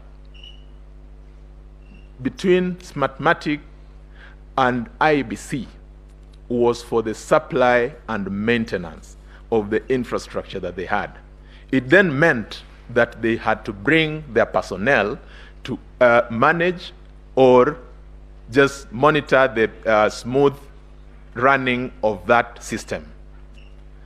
Of significance is that Hilda, in her affidavit, then goes on to say that before the election, these people were all logged out of the system, and that on the date of the election, none of these people was in the system, even for purposes of that maintenance.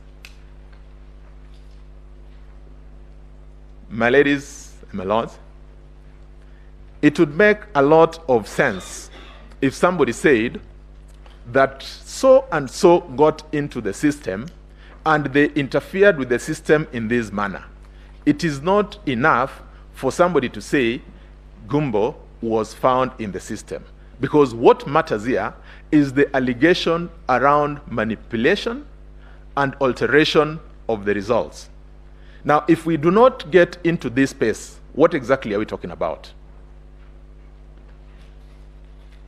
I would want to again equate this to a situation where in your house, you decide to assign a plumber to do for you some work. When the plumber comes to do the work, then you raise an alarm and say, oh wait, there's a plumber in my house. How is a plumber to do the work that he's supposed to be doing in the house? Certainly, it does not make much sense. If you expect the plumber to fix the plumbing problem, then certainly you must give him access to the plumbing problem that you have. Now, I have looked at, and we've tried perusing through all these documents. There is not a single form that has been presented which appears to suggest, even in the lightest of ways, that there was any interference. And again, just relating this to the architecture of our elections, if at all there was any such interference, it would have been an interference that goes into the numbers.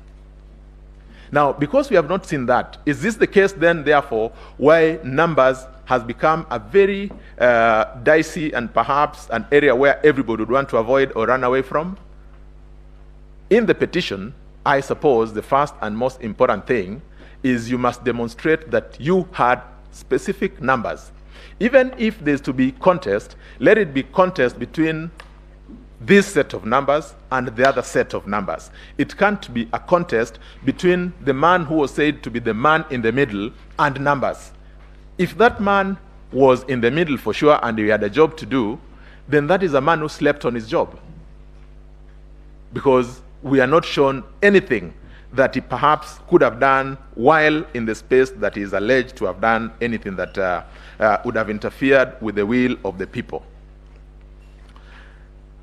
Hilda continues to wonder in her affidavit as to why their boss, who is a commissioner, would expose them to that extent that they mention names of people who are employees and staff of the institution doing their legitimate work. Then you cast aspersions without basis that they were engaged in a criminal enterprise. My ladies and my lords, it might sound like a light issue, but we must have seen it in social media, in mainstream media, that these people, who some of whom ran this election, have had to go into keeping house. They've had to go into hiding because people read these sort of things and they imagine that this is the gospel truth. Certainly, this is not a light issue. Yesterday, there was extensive submission as to whether this court is handicapped in terms of dealing with some of these things. Now, as the IEBC on the one hand tries to improve the system based on the law and the guidance from this court, I think there's also a responsibility that should attach or follow where we have very deliberate attempts at misleading the court. If we look at, for instance, the logs that have been attached by John Mark Gidongo, if it turns out to be a forgery, does it not disclose an offense? It is not in my province to make that determination, but where I see it, it bothers me because as we go into elections this year, in 2027, we need to then sanitize some of these things that we do. And one of the ways of sanitizing them is by holding people to account, so that if you present evidence that is obviously not true or that is falsified, then you must stop to ask yourself whether there would be a consequence or not. That is the only way through which even this court would be able to sit, to be able to determine or preside over any of those matters that are presented with ease. I need to add that at the Bomas, which is the National Tallying Center, when the returning officers got to Bomas, what happened? Now, in the floor of Bomas, these returning officers would come with their original Form 34As, hand them to the national returning officer for purposes of a presidential election. After that, they would be subjected to an ICT team, and that ICT team was not sitting in isolation. They sat with the agents of the parties, they sat with observers, and what they were doing was to again confirm those security features we had spoken about. After that, they went into the detail around the numbers, comparing what they had in the Form 34As that were in the portal and the Form 34As that were then presented, the physical hard copies. From the direction and guidance of this court in 2017, RAILA Odinga, what the commission was to do was to record those errors. I confirm, my ladies and my lords, that the commission did exactly that.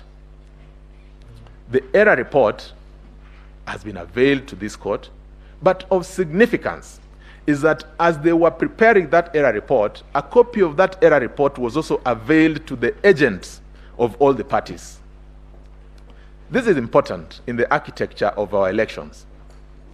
It is important because, as opposed to asking the court to now go through scrutiny, it will be a question of saying, wait a minute, in the error report, there's a difference between the results that came from member primary school, which I have either in my carbon copy from my agent, or that was presented by the returning officer, and what we are now seeing in the portal.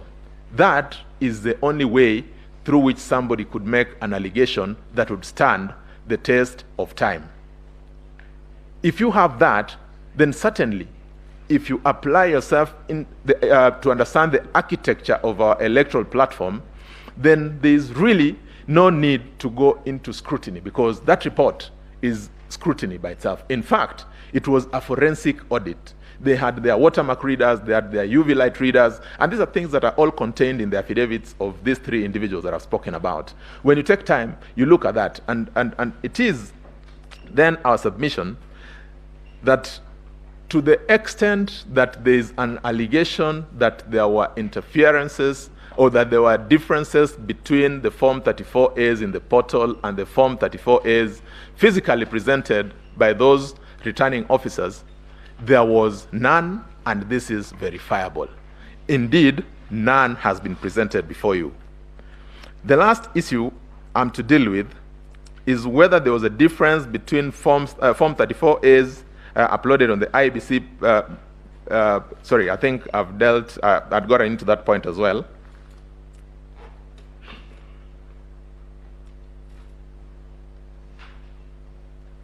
And so, there was a question that was raised about Form 34C and the concern about the multiple entries. Submission was made by counsel that the Form 34C is supposed to be generated once. Again, that sort of submission would only come from a false, if not limited, understanding of the process.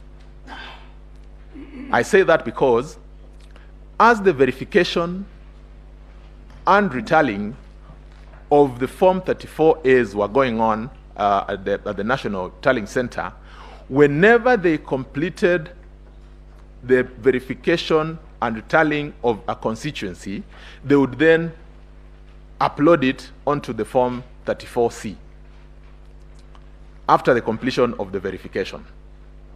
That then meant that that process had to be an incremental process.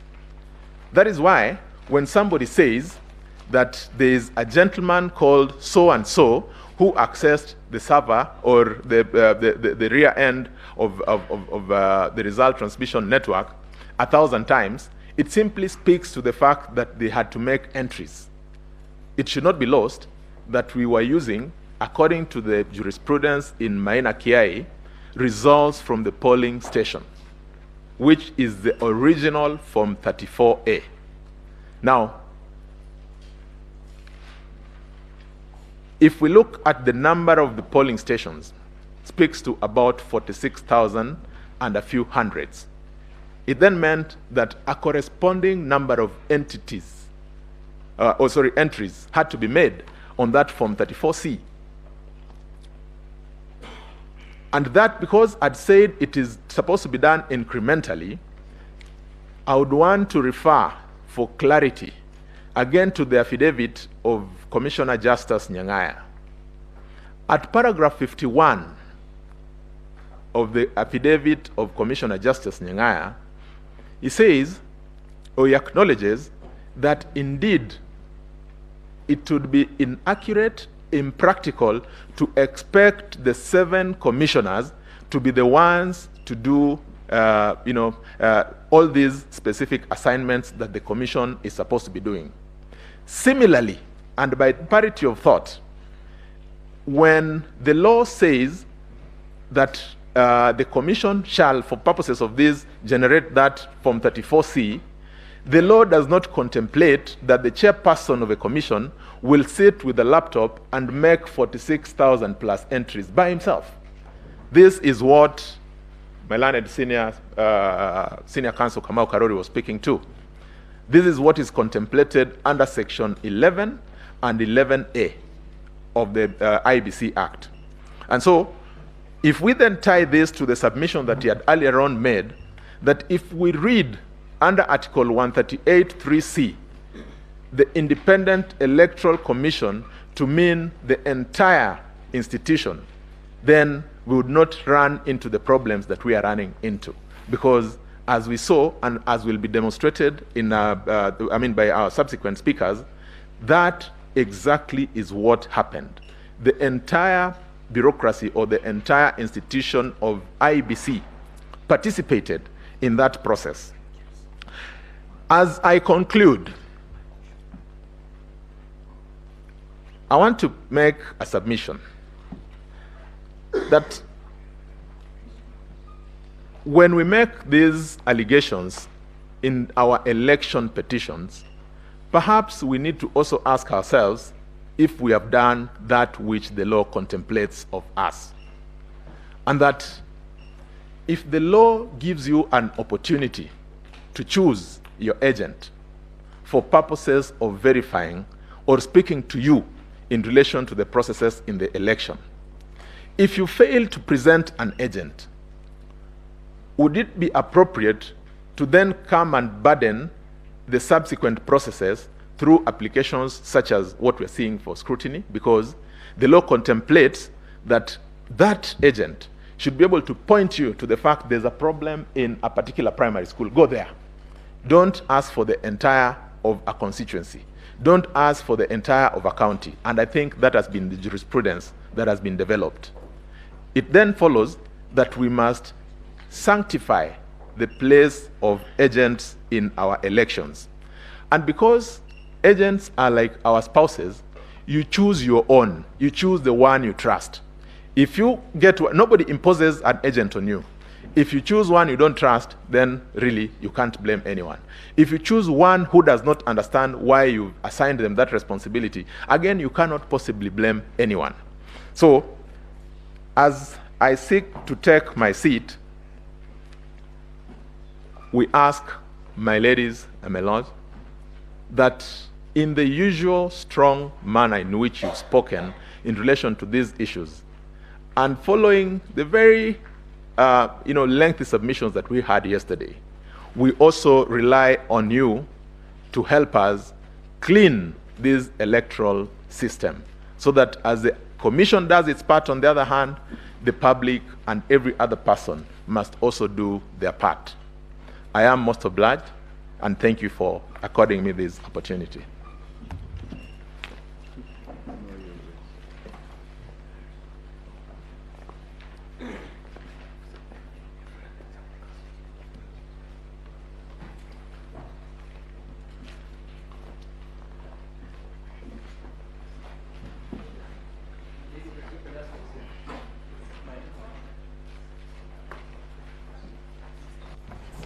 My Lady the Chief Justice, the Deputy Chief Justice, and the members of the Supreme Court, it's indeed a great honor to appear before you in relation to this petition.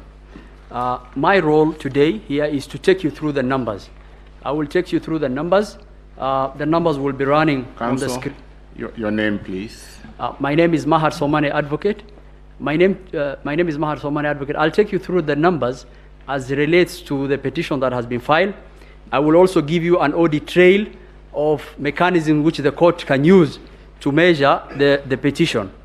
The first question that I'll answer today relates to the question that has been put to us. And the first one is whether the postponement of gubernatorial elections in Kakamega and Mombasa counties, parliamentary elections in Kitui Rural, Kachaliba, Rongai, and Pokot South constituencies, and electoral wards in Nyaki West, in North Imenti, and Kwanjenga in Embakasi resulted in voter suppression. The allegation of voter suppression due to postponement of these elections is not a question of hypothesis. It's a question of fact. It's a question of numbers. What I have done is we have gone through the numbers to give you a comparative data on whether the same is true. The first one, as it relates to Kitui Rural, we have gotten the data for the constituencies in Kitui. Your Ladyship, if you look at the constituencies for Kitui, the voter turnout for Kitui Rural was 60.29%. So for us to actually make a comparative data and analysis to actually see whether there's been voter suppression, we look at the constituencies nearby and see the data we are getting from the constituencies nearby, whether the inference can be made by this court that there has been voter suppression. The voter turnout for Kitui Rural is 60.29%. I have highlighted in yellow in your screens. It is comparatively similar to the voter turnout in Kitui Central. In fact, it is Kitui Rural is higher. Kitui Central is 60.10. It's comparative to Mwingi Central. So to the question the court asked, whether there was voter suppression in Kitui Central constituency because of the postponed election, the answer is an emphatic no. I will go to the second question. The second question the court asked is whether the postponement of elections in Kachaliba and Pokot South led to a voter suppression that led to a low voter turnout in favor of the petitioner. The answer is data-based. I have provided the comparative analysis. I want the court to look at it. The voter turnout for West Pokot was 81.44. The voter turnout for Kachaliba was 81.44. I have highlighted in yellow. The voter turnout for Pokot South is 80.44. It is higher than Kapenguria. It is higher than Sigor. Comparatively, in fact, those voter turnouts were higher than the ones which the election were not proposed. That claim falls flat on the data that were provided to court. I will proceed. I will go to Rongai. The question the court asks is whether the postponed elections in Rongai led to suppression of voter. I have provided the data on Rongai. The voter turnout of Rongai was 61.41 for the presidential. It is higher than in Joro. It is higher than in Naivasha. And it's comparatively similar to the other similar constituencies. To the allegation that there was voter suppression in those places because of the election that was postponed, that allegation is untrue, falls flat on the data we have provided. To the other question, whether the postponed elections in the MCA ward for Nyaki West led to voter suppression, the voter turnout for Nyaki West was 64.32. If you look at North Imenti, it was even lower. It's comparatively similar to the other we have provided. To that allegation, that falls flat on the data and the comparative data we have provided. To the allegation that the MCA ward in Kwanjenga, that there was voter suppression because of that, the MCA ward in Kwanjenga, the voter turnout was 46.32, comparatively similar to Embakasi South, which is 49.62, comparatively similar to Imara Daima, and also in Pipeline. To that allegation, when you look at the comparative data, it's not a matter of hypothesis, it is not borne out by the data. To the allegation that the postponed elections in Kakamega led to voter suppression in terms of the petitioners' votes being undercast, the allegation falls flat on the comparative data. We have provided the data for Vihiga, which is similar. Bungoma was a bit higher, but Vihiga is the same. So comparatively, when you look at those data points, that allegation falls flat. To the allegation that in Mombasa, there was a voter suppression because of the election that was run, I want to point out, even in 2017, the general voter turnout in Mombasa is generally very low. That data is available. It's always lower than the other constituencies. But comparatively, it is almost something that is comparable.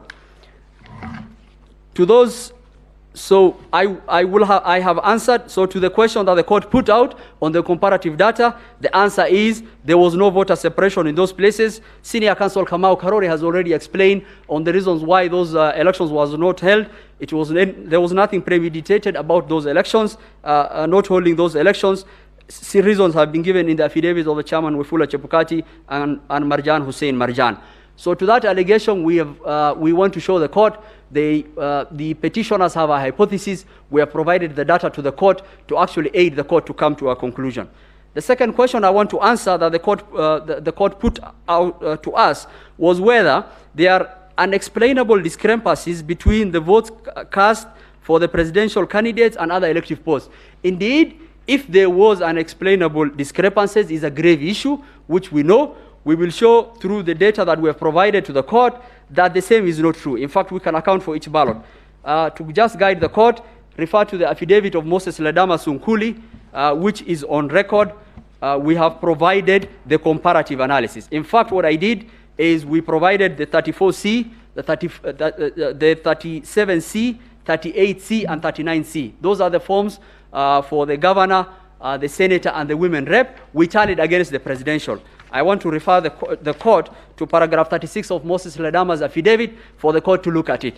And if you do a tally, and we started with a tally for Senate, if you do a tally for the votes that were cast for the Senate, vis-a-vis, and that, Your Ladyship, that runs from page 13 of Ledama's affidavit up to page 15. And I just did the summary analysis, but there's a very big comparative table that I've put out there. If you do the analysis, you will come to the following conclusion. What is the voter difference between the senator and the presidential? 500 votes. The variance. And how do we account for those variants? So when you do the presidential like for like and the senator, you will get a difference of 22,801. You have to minus diaspora voters, which only vote for the presidential. You have to minus prisons, which only vote in the presidential elections. Okay? And then you have to look at stations which were affected and did not have any results for any of those elective posts. For example, in some of the stations, some few stations, some violence happened. Likely they did not report for Senate.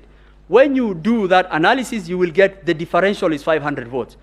I have done an elaborate analysis also on the stray ballots. When we get to that, I will explain. So the differential between the Senate and the presidential is 500 votes.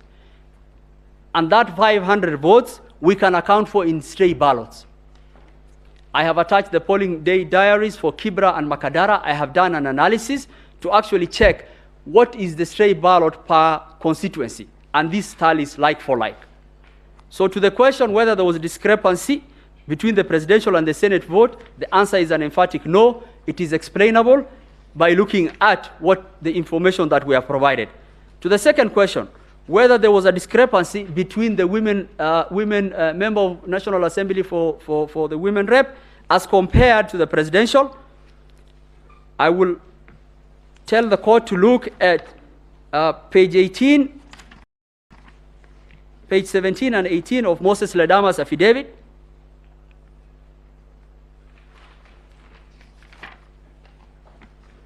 And our answer is there is no much difference. And the differences can be accounted for. The variance analysis we have provided.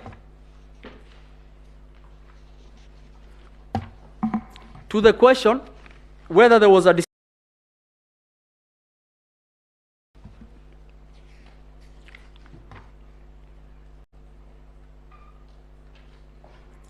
we have also explained that there's no such variance. Petitioners have been talking of variance of 800,000, 900,000. There's no such variance. And in fact, the small variance that you will see for the women rep, which is 9,419, can be explained for by the stray ballots. A small analysis we did for the stray ballots, Your Lordship, is that in Kebra constituency alone,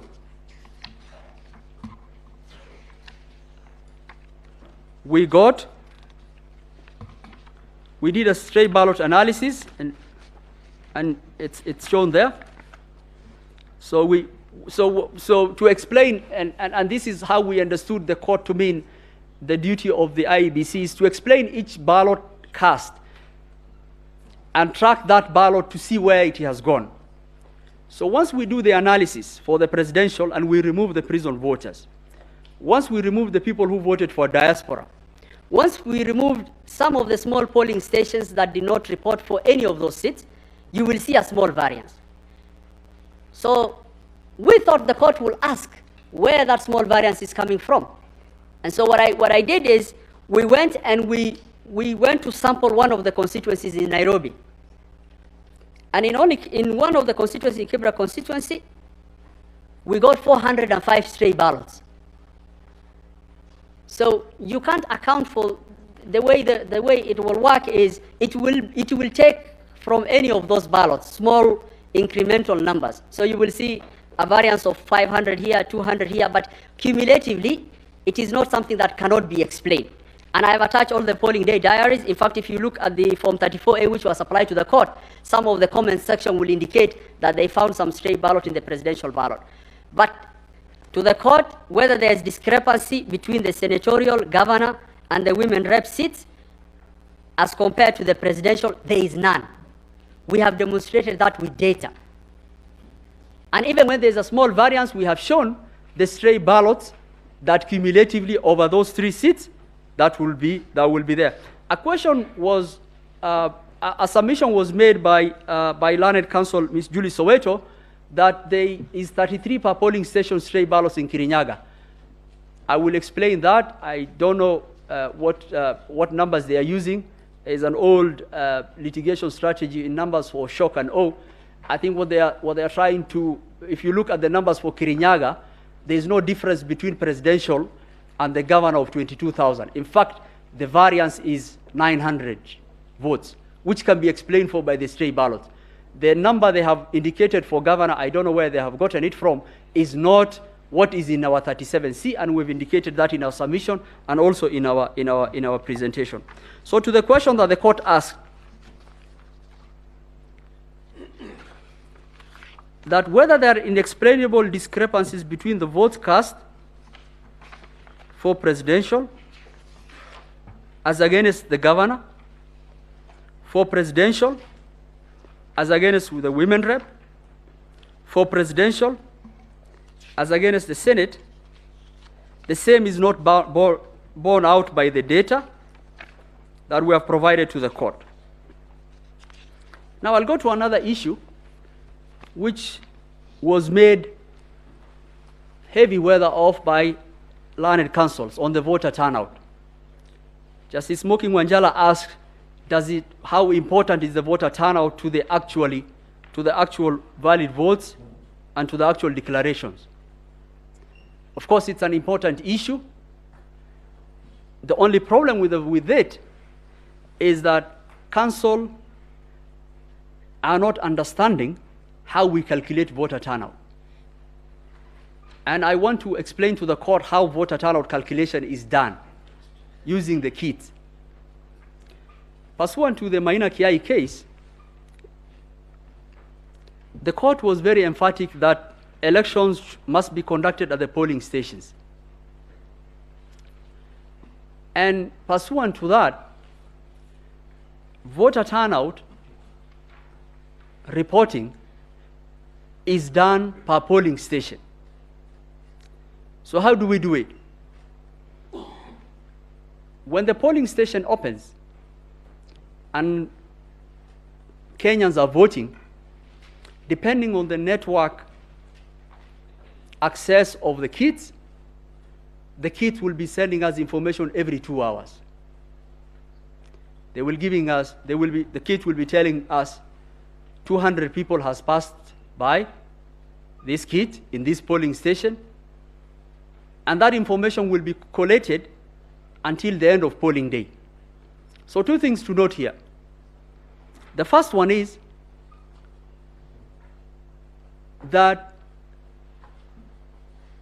the reporting is done per KIMS, per polling station of the reporting KIMS.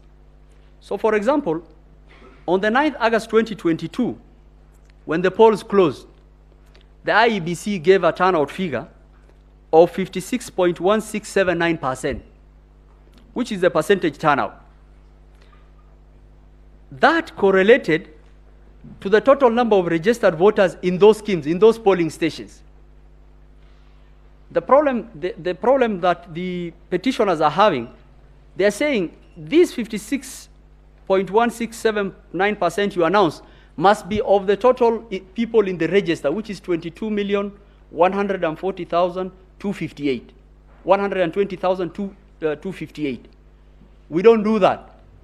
We report per KIMS. So if 200 people reported in that KIM and the number of registered voters is 600, we say 200 of 600 voters.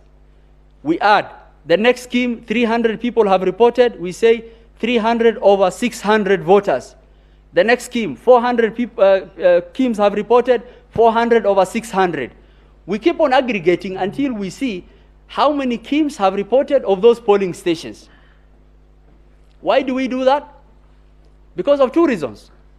The first one is, which is in the affidavit of Hussein Marjan and the affidavit of the chairman, because of network issues in some places, far-flung places in Kenya, some of those KIMs will report late. Some of those KIMs will report much later. So if we did a number over the total number of registered voters, we'll be giving a false turnout. So the turnout we give is based on the aggregated voters of the reporting station in that KIM. So if you took when we announced, the 56.1679% is based on the total registered voters in those stations who have reported in those KIMs, which was 21,481,642. Your Ladyship, you'll realize this is much lower than the total number of registered voters. And we'll keep on accumulating. KIMs will keep on reporting. 235 polling stations went manual. We will have to later on aggregate the 235 polling stations which went manual. Then we come with a total voter turnout. And if that is the reporting we do, 2 arguments that have been made in the petition of Omtata and in the petition of number 5 fall off. The first one is, their contention is that the chairman announced a turnout on 10th August 2022. That is the third line, Your Ladyship and members of the court, announced a turnout of 65.4%. What we have indicated is 64.6%. Your Ladyship, I will pause there to just inform the court that the chairman clarified that statement. The recording is in the affidavit of the chairman. And the actual clarification the chairman gave, he said that the total reporting polling stations, and if you hear his statement, it will give some clarification.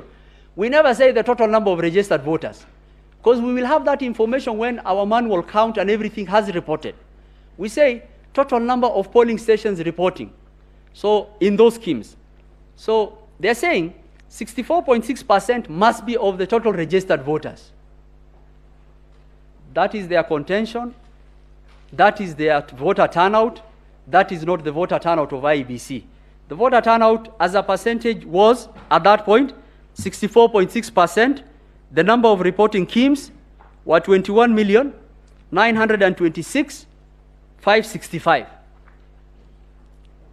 You will notice from this number, there are some polling KIMs which haven't reported. As they go to the constituency tallying center, those KIMs will report. you will also notice that we haven't included the manual count to give us a total figure of the total voters who will have registered, who will have reported. On 10 August, when all the KIMS returns have come from all the polling stations, the number of persons identified, that is the last number on the table, 14,239,862. As against the total registered voters in those stations which reuse the KIMS, 22,005,541, giving a turnout of 64.7103. You notice, Your Ladyship, we haven't included the manual count. So that is all KIMS in all polling stations. What remains now? Manual count. And this is important. I will pause there. We were very deliberate in trying to help the court in be able to identify and actually provide an audit process for the contesting parties' allegations. In the affidavit of Michael Ouma, we have attached 7 volumes of the KIMS returns for every polling stations in the Republic. Why is that important for the petitioners and the court? That is the first audit trail process. How is it the first audit trail process of? We've provided the KIMS returns per polling stations in the Republic. We've also provided the certified copy of the 30A. So if anyone wanted to look at how many people pass in that polling station, you will look at your KIMS return, you will look at your 34A. And if there is any inconsistencies between the KIMS return and the 34A provided to the court, then question can be asked to our client.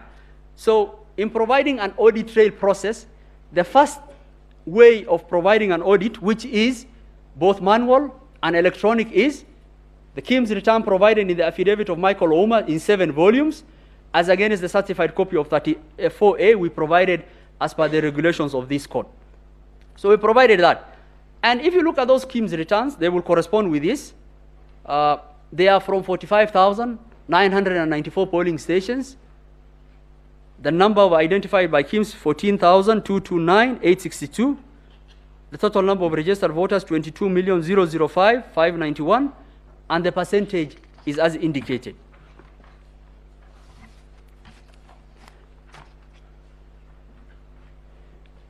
We've indicated how many KIMS there were.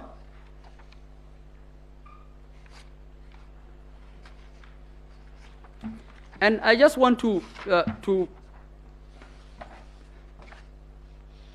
and after the aggregation of the manual and the KIMS, and that's the table that's there. So to the question, I think that is important for the court, and the court will ask, is the first question that the court will ask, what is the registered voters in the Republic? And I think that is not contested. 22,120,458. I think it's in the affidavit of everyone, that the register is publicly available, that can be accessed. How many polling stations do we have in the Republic? 46,229. How many people are registered in those polling stations? 22,120,458. How many polling stations were authenticated through using the kits? 45,994. How many registered voters are those in those polling stations? 14,239,862. What are the registered voters in those polling stations authenticated through the kits?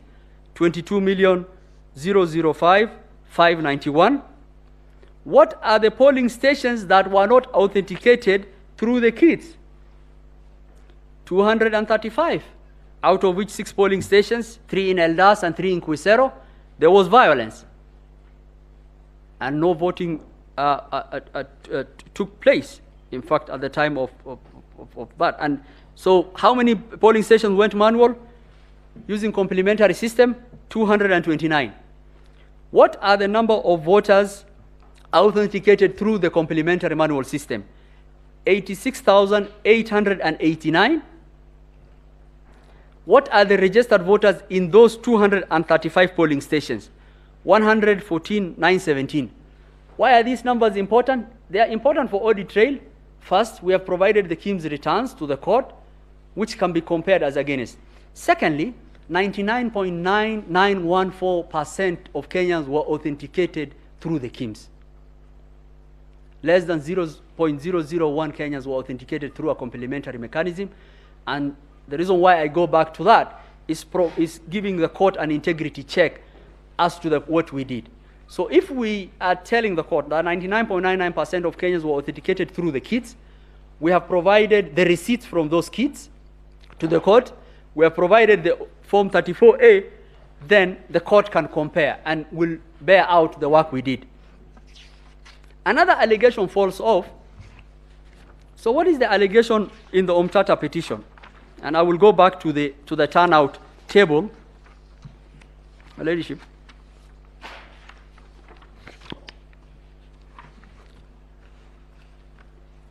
They are saying that the turnout announced by the chairman on 10th August 2022 must be over the total registered voters. That is where the mysterious 140,000 is coming from. So they are saying the 64.60 must be from the 22,124,058. We are telling them that is not how we calculate our turnout. It was very easy to confirm with us and ask us how you do it. We're telling them that number is out of 21,926,565. We could not do it over the registered voters because some stations went manual, some KIMS had not reported. How will we give a number over a total in which we don't know the status of some of those stations? Because the returns have to come for us to be able to give that. So they're saying 64.6 over the total voter turnout will give you 140,000. IEBC has not accounted for 140,000 voters. It's a lie. I think they are wrong on the maths, and they are wrong on the substance, and they are wrong on the substratum of how we are calculating that. And I think it's imperative that the court understands that. So the issue of 140,000 is not here nor there, and we have demonstrated that. And the second issue is they say that there was 110 voters error, 110 error in the Form C. By virtue of that, the Form C is not a valid vote. We have acknowledged that error. It's a data entry error in 2 stations in Kilifi and 1 station in West Pokot. It is the error form for the C is attached to the chairman's affidavit of 110. The Form C is a collation of 46,229 polling stations, and there is an error of 110 in which we have explained the data entry. I think that is not something that is material to the Form C for the court to say that a Form C is invalid because of an error which you have acknowledged. Your Ladyship, we also want to confirm to the court, we have done an error report for each and every polling station in the Republic. And this is going to be, and we really are craving for the scrutiny report to bear, and this will bear us out. That the voters, what Kenyans voted on the 9th of August is what was transmitted, and it's what was actually announced by the chairman. The will of the Kenyan people was carried out through and through. And that will be borne on by the scrutiny of those ballot boxes. That will be borne out by the information and the data we have given. And that is really, really important. The other issue I want to actually address is allegations that have been, Your Ladyship, if I could just go to the affidavit of Mother, I mean, this is what I was talking to. I mean, there's an allegation of paragraph 96 of the affidavit of the petitioner that alleges there's a variance of 25,000 between governor and president.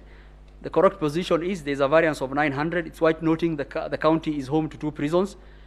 And this is what the court should, we can provide the court with, even if the court is inclined to even order us to bring all the original Form 34As and the Cs.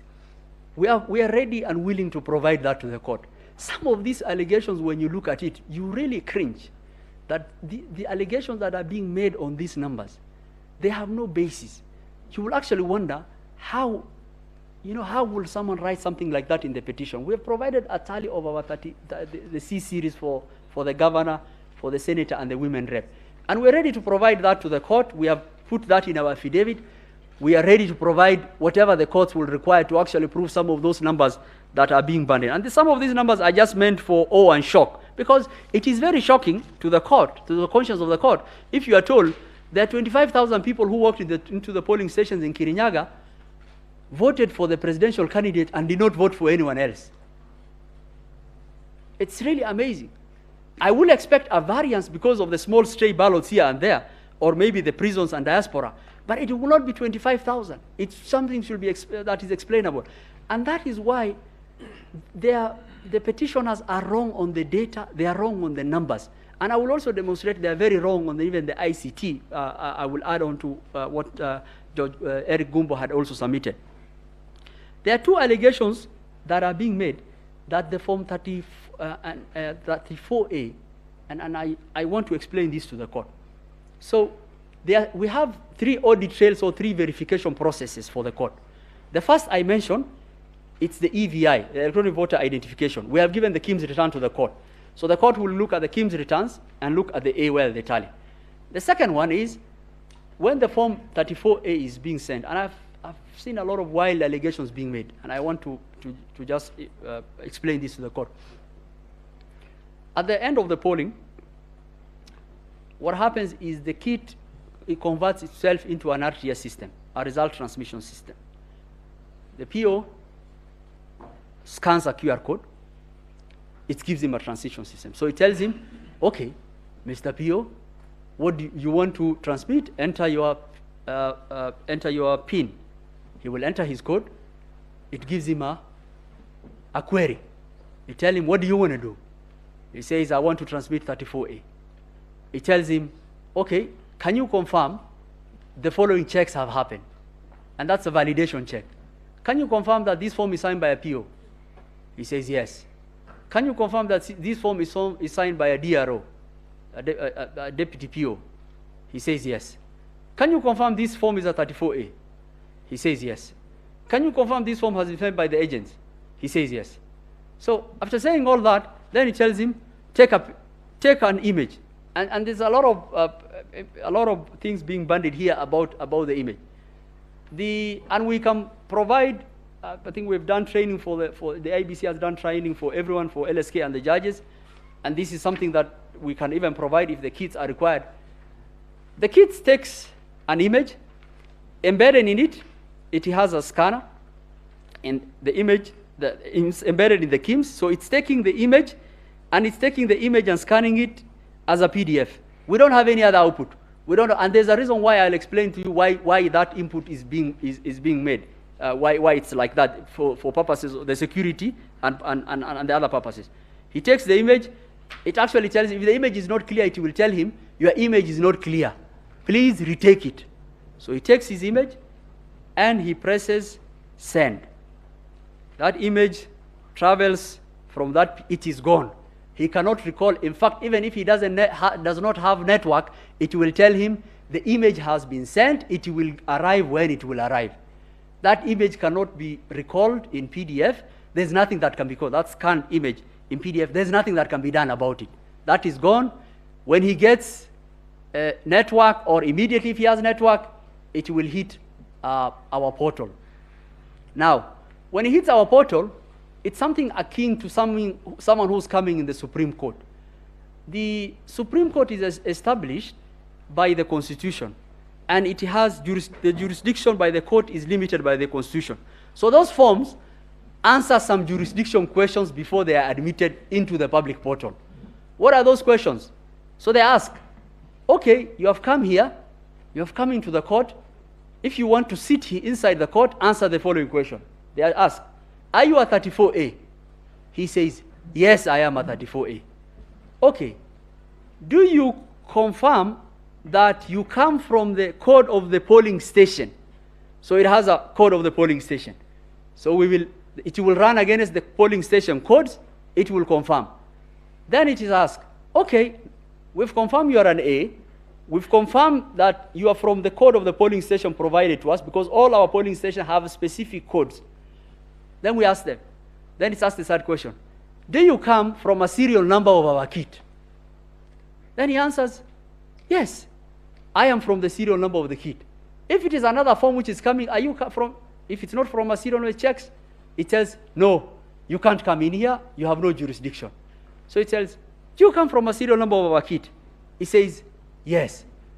Then it's asked, do you come from the SIM card that has been provided officially that we have the list for from the various providers? It answers yes.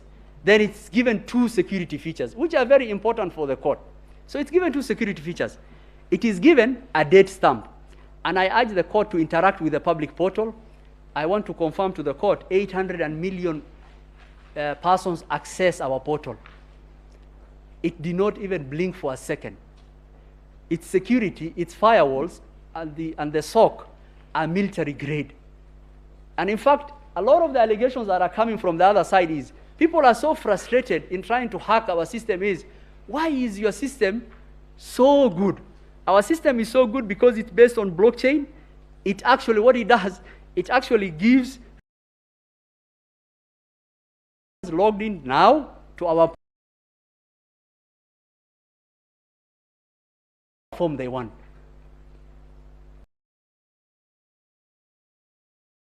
Million people, 300 million were Kenyans who downloaded, who looked at the result. So after asking that, it gives 2 things. It gives a timestamp. The form is given a timestamp, and it's given a date stamp. Now, with that, one of the allegations of staging falls away. So someone is telling you, someone captured a form, amended it, returned it. I am telling you, all my forms have a date and timestamp to the millisecond. And there is no one form that has been transmitted at the same time. And in fact, if you look at the portal, you will see that. You open the portal, if you look at the tab of the portal, it will say 34A. It will tell you the polling station. It will tell you the KIM serial. It will tell you the date the form came. And how precise is this system? Some of those forms came on the date of the election. Some of the forms, because of tallying, came a day later. Some of them came 2 days later because of the elections in Eldas. And it will give you the timestamp to the millisecond. And actually, if you look at it, so if someone is telling you, oh, we had staging of 11,000 forms, you will expect that to the millisecond, right? To the millisecond, you will get 11,000 forms. There is no one who can upload the Form 34A. Form 34A are only transmitted from the KIMS by the PO. Neither Wafula Chebukati, nor Hussein Marjan, nor Boya Molu, nor anyone else can upload Form 34A. Form 34A is transmitted from the polling station, goes, and that is the end of that story. And once it goes, it asks those questions. Now, our forms are designed that way. Why? Some of the forms that have been brought to you, and with due tremendous respect, I spend a lot of time with my ICT people and look at some. Some of those forms are doctored forms. Why are they doctored? Because of the audit trail that will not allow anyone to be able to actually not be able to verify our forms. Why? So I told you about the EVID and the KIMS, returns plus the form. So these forms have 3 manual processes and 3 electronic processes that check each other for the court. And this is very important for the court to actually assess those allegations. So what are the 3 manual processes? PO fills the forms, gives to the agent, paste it there, okay? Travel, so the first one. If you had an agent there, you will get your form. Or it will be in the polling station, it will be stamped in the polling station. The second one is, okay, I didn't have a PO. What check do I have? So I will, both someone who did not have an agent and person who had. So if I didn't have an agent in the polling station, that form travels to the arrow. What does the arrow do with the form? His PO will sit there, he'll tell him, I have received the form in the portal, I want to confirm the form you have brought me is the same as the portal. Is it the same serial number? Is it from that KIMS kit? Does the tally agree with what is in the portal? He has a back end for his B, because he has to start populating his B. So he takes the form. So we allow at the Constitutional Tallying Center to have agents. If you want copies of the form, can be given. So if you didn't have agent at the polling station, you can still get your form at the Constitutional Tallying Center. So say you didn't have an agent at the Constituency Tallying Center, you didn't have an agent at the polling station. We bring the form out to the National Tallying Center.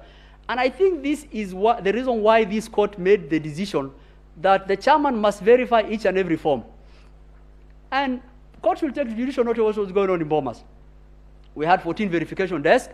The arrow will come. I had the pleasure of actually going through the process. The arrow will come.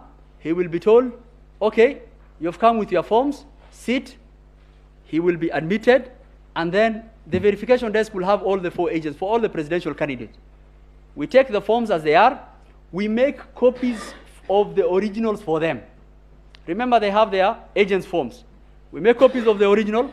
We tell them, okay, these are the copies of our original. Have your agents' forms, compare with our originals, but also what we are going to do is not a verification process. We'll do a forensic audit for you. We'll call the arrow. He will sit on the table there. He will go form by form. Is it the same serial number? Is it from that polling station? We provided microtext readers. We provided watermark readers of the originals. The agents are seated there. They will check, and they will look at it. And the form will have the IEBC. It will have the watermark reader. It will have everything.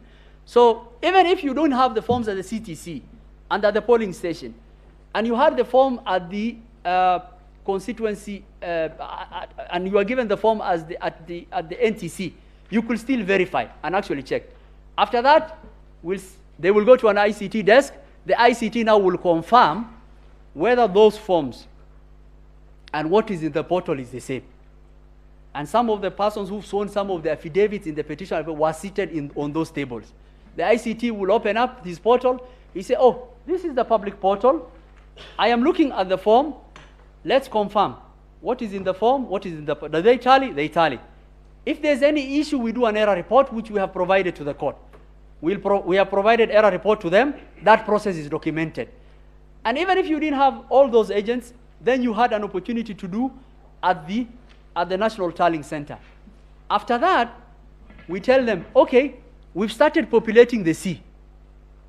Now, have you verified this polling station? Yes. Okay, now we put that into our C. And the idea that the C was kept on changing and some officers had access to the C, actually that allegation falls off. Why? 14 officers, and we've attached that into the affidavit of Martin Nyaga, including the chairman's PA, Mr. Abdi Daher, who is a registered, who is a returning officer, and 14 other persons were mandated to actually do that verification process on the table. There's a process for them to be given that access. And the access, what access do they have? People are burning up a lot of things, servers and things like that. So there are 3 applications level in any system. You will have the application, you will have the operating system and the network. Okay? So everyone has access. So they have access for the verification of the 34C. So they'll be told, we're putting in this polling station to the C, are you okay with it? Does this tally with what is in the original? They will say, yes, that is populated. When we finish for one constituency, we print that aspect of the Form 34C, because Form 34C is something that is gradual. The verified form from the form that has traveled from Kipini in Lamu to the CTC, Constituency Tallying Center, through the portal, physically through Bomas, through the verification desks of the agents and the people complaining here, now they are told, are you okay if we put into the C? It's put into the C. It's printed out, and that is what was being announced. So if you got the logs for the C, it will say, the person who's authorized printed out a C, because it was being announced. Some of the commissioners now complaining were announcing those forms, and it's incremental. It will go on until we finish. Now coming back to the form. So the first security feature is, if you look at the portal I've indicated, it has all those. But we've put security features to enable the court and everyone to authenticate our forms. If you open our forms in Acrobat Reader, you will get a signature panel.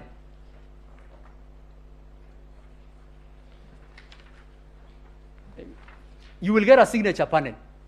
And the signature panel is able to tell you the path of validation of our forms. It will tell you that this form, in fact, the timestamp you'll get on the signature panel is the same as the timestamp when that form was received at the portal. And I've projected, your ladyship have projected there. And if you are a good Acrobat, it will tell you, it will give you a signature panel. It will tell you that this form was not first modified. If you have any PDF form document and you have modified, it will tell you this document was modified on this date by XYZ. It will tell you this form has not been modified from that date. It will also give you a signature. You see that time there? That is the time that is on the when it was received on the portal. It's the same timestamp that when you open any form on the portal, it will indicate. So the allegation that forms were intercepted, staging happened, the authentication of our forms are very robust. So the second one now. So how is someone able to prove that our forms do not tally with what is in the portal? You only have to do one thing. You have to download our forms from the portal, get a relatively good Photoshop, and change the numbers on the tally. And I'll come to those allegations where the 34A in the portal are the same as what was given to the agents. We have provided 44 affidavits from various POs. Some of our POs who are Kenyans have had a very sleepless nights. Allegations have been made against them that the forms they brought to the ROs were different from what was announced. The allegations of an affidavit made by someone should be checked against the affidavits of each and every polling station clerk and polling presiding officer who we have endeavored to give the affidavits to the court. And we have given 44 affidavits for presiding officers on these allegations and many more affidavits for the returning officers. So the only way you will be able to show is you have to check, print out our form. And the problem with that one is because you cannot do anything about this, where the agents and everything sign, you have to get a Photoshop, amend it to JPEG, get a Photoshop, and actually just remove with the tally. But like every other plan, it has a lot of weaknesses. And the first weakness you will get is, and the first thing they say is, in Gaina polling station in Tiati, that their agent provided them a form. And this is really important for the court. We say untruths have only one leg. They don't have two legs to stand on. The truth stands firm. They say in Gaina polling station, and this is in the affidavit of Arnold Ochieng, that their agent provided them a form. The form is different to what is in the portal. If you look at what is in the portal, that is in the affidavit of Moses Sunkuli, and even the form he has attached himself, it says there was no agent in Gaina polling station. We haven't even gone to authentication and the verification of the process and the form, and I will show that why this is a bad Photoshop gone wrong.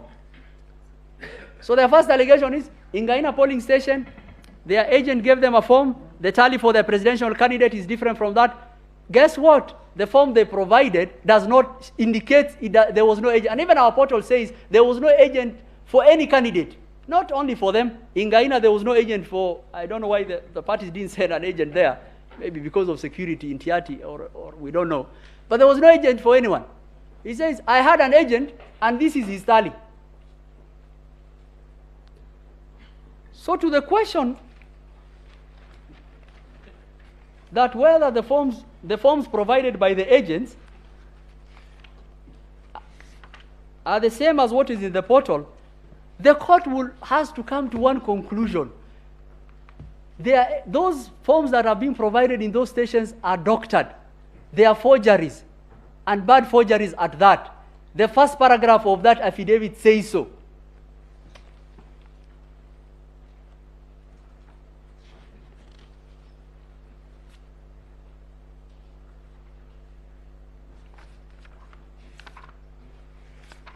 The other thing you will notice, that what they have attached, we were very deliberate why our KIMS kit will have an imaging software embedded and sent in PDF. One is because of the security I've indicated. The second one is because, since it is black and white, and agents will be taking pictures of the form, we wanted to differentiate between what the agents are taking with their form and what we are sending ourselves. So what have they done? Our forms have been printed from the portal, converted to JPEG, numbers fudged. But the problem is, all the background for those forms are our KIMS kit. It's what we sent in the portal. And I've indicated that in the affidavit of Moses Sunkuli. The second and the more problematic thing, and analytically the court will ask, is it possible that 44 agents all over Kenya will take pictures of forms in black and white, the same as the background of our KIMS kit?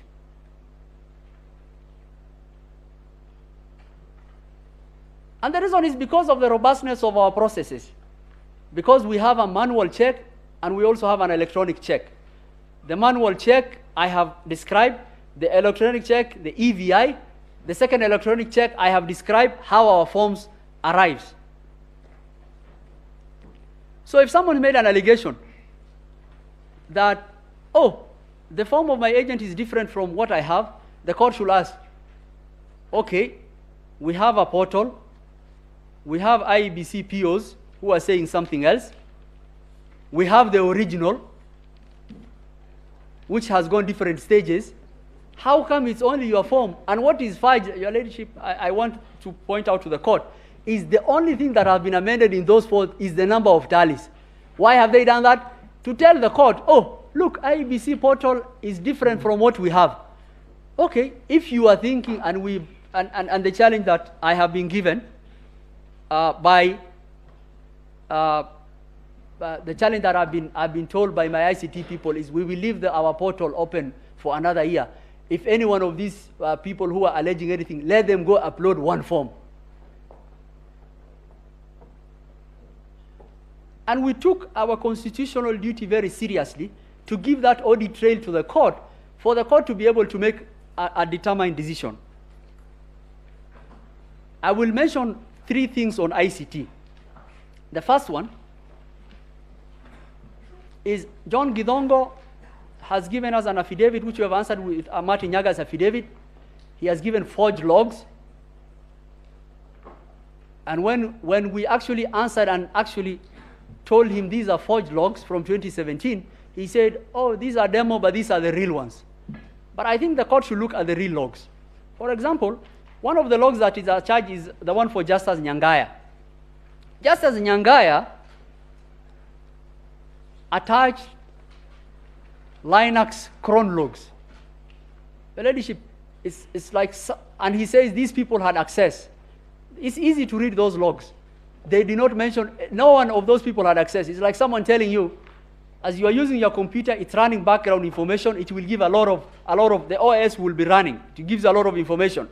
And someone says, oh, Emma had accessed the laptop of the judges and did this. And the information that person is giving you is the OS system. Oh, this server, there was an update of this program, there was this. If there was any evidence of that, you should provide something that says, this person accessed at this day on this, at this time. So even the logs which are attached to Justice Nyangaya's affidavit are not things that will bear out the allegations they are making. The second thing that I want to mention to the court is the affidavit. A lot of people have made the submissions by the petitioners was that the affidavit of Benson Wesonga and John Joroge proves there was access. We've answered those affidavits, and you will read it, it will surprise this court, that Joroge says, I audited the IEBC system. And in answering the first question, we told him, that is a criminal offense. How do you have access to the IEBC system? Which, of course, is a lie. Then he attaches logs. Some of them cooked up, but some of them we've answered. So, for example, he says, the chairman's PA, a gentleman of repute and an advocate of this court who's been a row all over the country, who was part of the 15 people who were doing verification on the bomber's desk, who all the agents were present when they were making the verification of the C, oh, him he accessed and 2 other people. How many times? 1,000 times. First, what did they access? I told you no one can access or upload anything apart from the Kim Sone. What they accessed was at the verification panel for the C, and all the agents were there. Did they require the chairman to sit there entering manually the 46? And in fact, we have attached the authorization for each and every person who was seated on that table. And the court should take judicial notice of what was going on in Bomas and the constitutional timeline relating to the 7-day. Those people had access, the agents were there, everyone was there, and of course, they will verify. He verified 1,000, another person will verify 800. There are Kenyans who have not slept for 5-6 days to actually undertake a constitutional duty of a higher calling. Not well remunerated people who hadn't slept for 6-7 days. They are actually, what they are doing is, they access. Yes, what were they supposed to do? They will access the RTS panel for the C. They will verify you were there. The deponent was on the floor of Bomas. Joroge was there. Their agents were there. The ICT was there. And the court should make note of, there was no one allegation that a form that is in the portal was different than an original which they had verified as relates to the tally.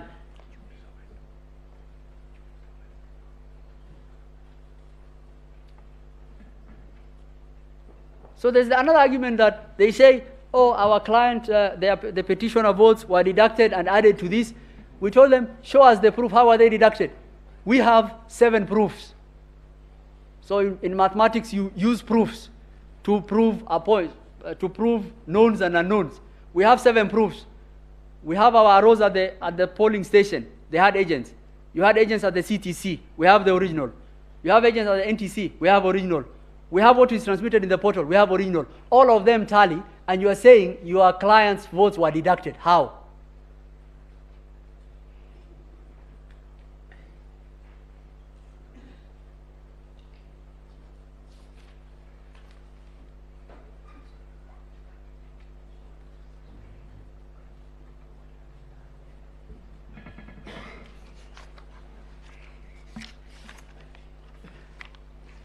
I will mention a small issue on the register. I want to note the court. We understood the issues as framed by the court as those issues. The issue of the register was not one of the issues. We have answered in the at paragraph 85 of Hussein Marjan and Michael Omar's affidavits. We did an audit as per the law. The audit was as required by the law, was transmitted to the Speaker of both houses. We did a resolution of most of those audit processes. We have documented what has been done. 262,000 deceased people were removed. There were some Kenyans who had registered both with their passport and IDs. And that process of audit is an ongoing process. We will endeavor to complete it, but I want to confirm to the court that that audit process undertook, and we acted on that audit process, and we went to with a clean register.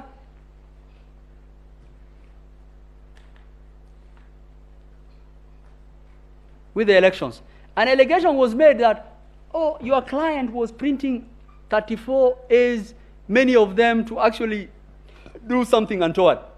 We want to tell the court, and we have put before the court, that the reason that was actually done, book 2 of 2 and book 1 of 1, is to ensure that as many Kenyans as possible had copies of the 34A. So you have a form 34A, and if you printed only 6 copies, one copy goes to the ballot box. 1 copy is supposed to be attached to the polling station. Those are 2 copies. 4 copies are supposed to be given to presidential copies to the presidential candidate. Then we have an issue that a copy has to go to the RO. And what we did is we wanted to print many copies of the A's for the purposes of the result, And the reason why, because the carbon copy, if you reach 6 and you are actually writing on the carbon copy that you are giving copies of, when you reach the 3rd copy, it will not even be able to, you will not be able to read it. When that happened, the petitioners, together with religious leaders, traveled to Greece, and they raised an issue. They say they did not want book 2 of 2. So what did we do? We just gave instructions. We had a meeting with them. The same was shared by the chairman. The chairman, the same directive was given to our officers, and when they opened the polling stations, book 2 of 2 was being put in the ballot box. 34 2 of 2.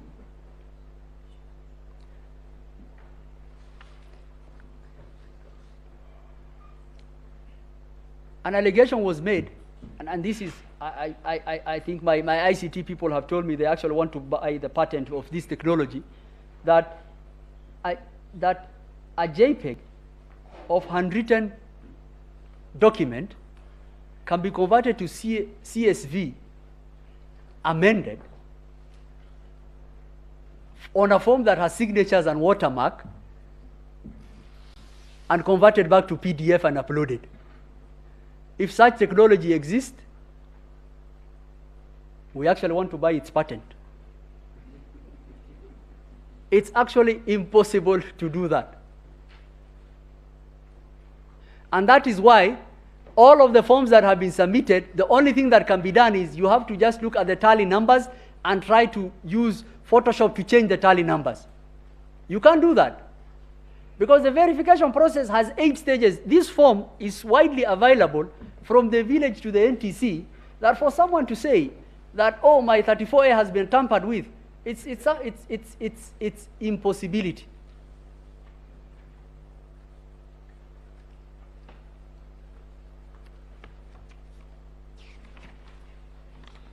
To just conclude, the petitioner's case says 500,000 Kenyans who conducted the elections, POs, deputy POs, ROs, and everyone, conspired against them. That is, the numbers don't pan out. The allegations of the form don't pan out. And the question I kept on asking, and this court should ask, is, what if on the day of the election, God forbid, that the RTS system of IEBC collapsed, and the only thing that is available to this court are original Form 34As? Will this court say, since your RTS system collapsed, there is no election that you held, that the franchise and the vote of the Kenyan cannot be gotten from those ballot boxes and those forms? And the second question, and which is really, and we have indicated that in the firewalls and the affidavit of Hila Kavogo, and how robust our system was, and how many who tried to do that. The other question is, 300 million Kenyans access that portal. They know the results as indicated. Those results can be verified from the forms original available, from the forms of the agent.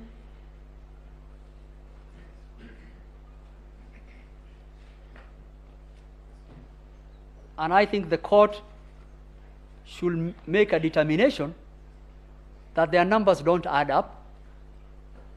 The allegations of the form fall flat on what we have demonstrated. And the allegations relating to forms in the portal being different from what their agents have are an attempt to actually present the court with evidence that it forged. And the court should actually look at those documents, look at those forged logs, and take necessary action against any officer who will have presented those logs or documents. Allegations have been made about Gudino and access. You will find in the affidavit of Hila Kavogo, those people were leads who were actually providing ICT help at the level of the systems. And every person was logged off from our system on the 8th of August. There is an email we have attached to the affidavit as relates to that. Anyone who had access to our systems was someone who was authorized to do.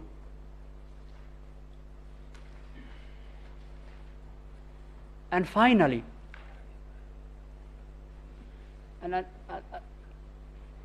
the court should ask the question,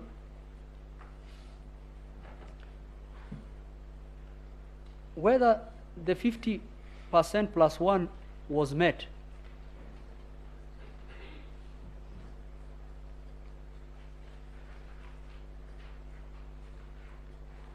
And to that question, Your Ladyship, the late Justice Antonin Scalia, whenever he went to give lectures to all over the United States, everyone used to ask him about Bush v. Gore, and he will know whether someone is a Republican or a Democrat as to the question they will ask, and his answer will be, get over it, it's over. So to 50 plus 1, the court made its determination in 2013 on the votes cast and valid votes and the rejected ballot. Rejected are not votes. Votes is an authentication of preference. There's nothing called rejected votes. That's a rejected ballot. The court emphatically made that decision in 2013 and in 2017. To the petitioner's answer as to that, I think the simple answer will be, get over it. With those few remarks, I yield the floor.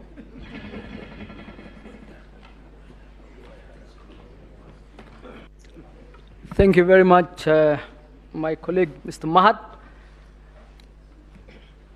Madam Chief Justice, Madam Deputy Chief Justice, honorable members of the court, may it please you, I am called upon to look at issues number 8 and 9 on the materiality question and on reliefs. My Lord, in view of the time, I will not go into... Sorry, Counsel, for our recording system, if you can just introduce yourself. We know you, but for our... I apologize, my Lord. My name is Abdi Kadir H. Muhammad. I appear with my learned colleagues for the IEBC and the chair. My lords, my ladies, in view of the timing, I will not go into a lot of the law as far as the standard of proof is concerned. This matter is tried as far as the law is concerned. The standard is higher than 4 civil cases, normal civil cases, but does not go as far as required for criminal cases. In other words, it does not go as far as beyond reasonable doubt, but it is higher than a balance of probabilities, except where criminal conduct is alleged or there is an election offense alleged, in which case then you go to the higher proof beyond reasonable doubt. The submissions of the first and second respondent in the lead, the submission of the respondents in the lead petition at paragraph 8, page 4, deal with the law, the cases, RAILA, Odinga 2013, para 203, number 1, presidential election number 1 of 2017, para 151 to 152, and the courts clearly state that the allegations should not be general, they should not be bare allegations, and the standards must be met. In John Harun Mwau, at page 349 to 350, 2017, that was the holding of the courts. So the law is very clear on this matter, my lords and my ladies. I'll then go on itemizing some of the allegations or some of the issues raised in terms of illegalities and irregularities, and specifically state whether those standards have been met, and in broad case, they haven't. So there have been allegations of a dysfunctional commission. This, my lords, is not a court dealing with a corporate governance case. It is an election petition court dealing with the presidential elections in 2022. My lords and my ladies, the case of Maina Kiai dealt with the issues of the commission and the chair and their place in the process that we are talking about, in the verification process. And it is very important to understand that the petitioners want to turn that case on its head, because if you recall, what the petitioners in the Maina Kiai case were fighting against, it was the interference by the commission or the chairman in the results when they come to the National Tallying Center. This is exactly what the petitioners are asking to do. They are asking the commission to interfere with the results at that point. That is not the law. Number two, there was the allegation that the commission is equal to the commissioners. That was dealt with by my learned colleague, Senior Counsel Kamau Karori. But let me just add that it will be absurd to say that the only elections, the only verification that is acceptable under the law is verification by the commissioners. What then would we make of the elections at the counties and the tallying and verification at the counties and the tallying and verification at the constituencies where no commissioner is present? What would we make of Section 39(1)(c), which says the commission will transmit? Which commissioner transmitted when? It is the commission officers, the commission employees, and the commission is certainly more than the commissioners. My lords, that allegation, therefore, that there was a dysfunctional commission and this led to the results not being verified is not borne. The standards have not met, and it is not the law. The commission practically will need to rely on its officers across the country in the 46,000 plus polling stations for the work of the commission, including presiding officers verifying and transmitting. The next allegation broadly was the issue of the rule. Issues can be affixed to this good gentleman that the chairman was being accused of. That would be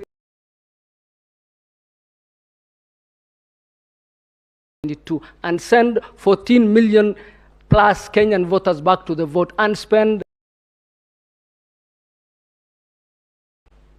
The chairman is accused of single-handedly conducting self, and it's alleged that the office of returning officer for the presidential election does not exist. I adopt the presentation from my learned colleague, Mr. Kamau Karori. But suffice it to say that we all accept that 138.10 gives a role to the chairman to declare. That regulation 87.3 gives legal roles to the chairman, and case law has given legal roles to the chairman. Those roles, when you put them together, essentially spell out the role of a returning officer.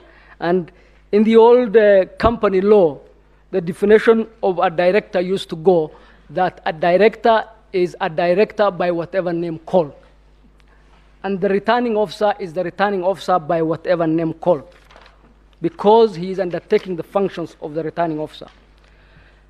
Let me now turn to the allegations from the other commissioners and the averments in the affidavits. If you look at the totality, what you get is that these good ladies and gentlemen were either negligent or unaware of their functions, or in fact were not stating the truth as such, because the law requires for the commission to hold a minimum of 1 meeting per month.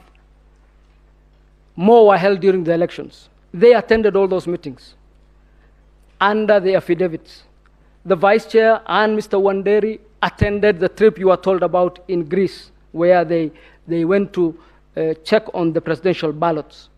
The announcements were made by these good people almost 70% of the time. In other words, almost 70% of the announcements done at Bomas were done by these particular commissioners. And the tables were there for everybody to see where verification was happening. And they had no one stopping them from going to attend or direct if they wanted to direct. We would have shown at this point their access to the floor in the 4-minute clip, but in view of time, I will skip that. But I would urge the court to look at that video clip to show the extent of the operations of the commissioners, and especially these 4, in terms of the operations at Bomas. Then we go to the 27 constituencies. The affidavits clearly show that those constituencies were tallied and they were in fact verified, and that the record will clearly show that what was remaining was the announcement. And the 4-second clip will show you the environment and the fracas at the announcement podium at the point in time when Professor Gulie was to go to that podium to announce the 27 stations which had been verified and tallied. I'll play the 4-second clip. Thank you, Sonia. Please. Yes, this is Bomas just before Professor Gulie was to announce.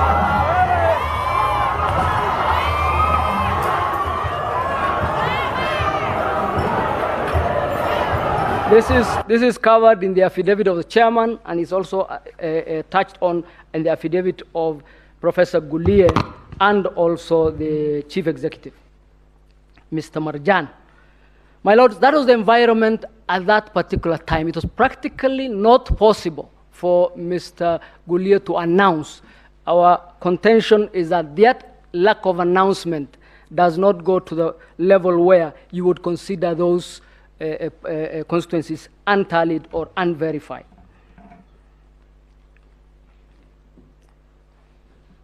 What then were the aim of the commissioners when they say we wanted to, quote unquote, own the results? Because verification is a very simple process. It has been defined. I'm not going to waste a lot of time on it. Tallying is a mathematical process. The only other verification required, other than compare the forms, was has the candidate met the 50% plus 1.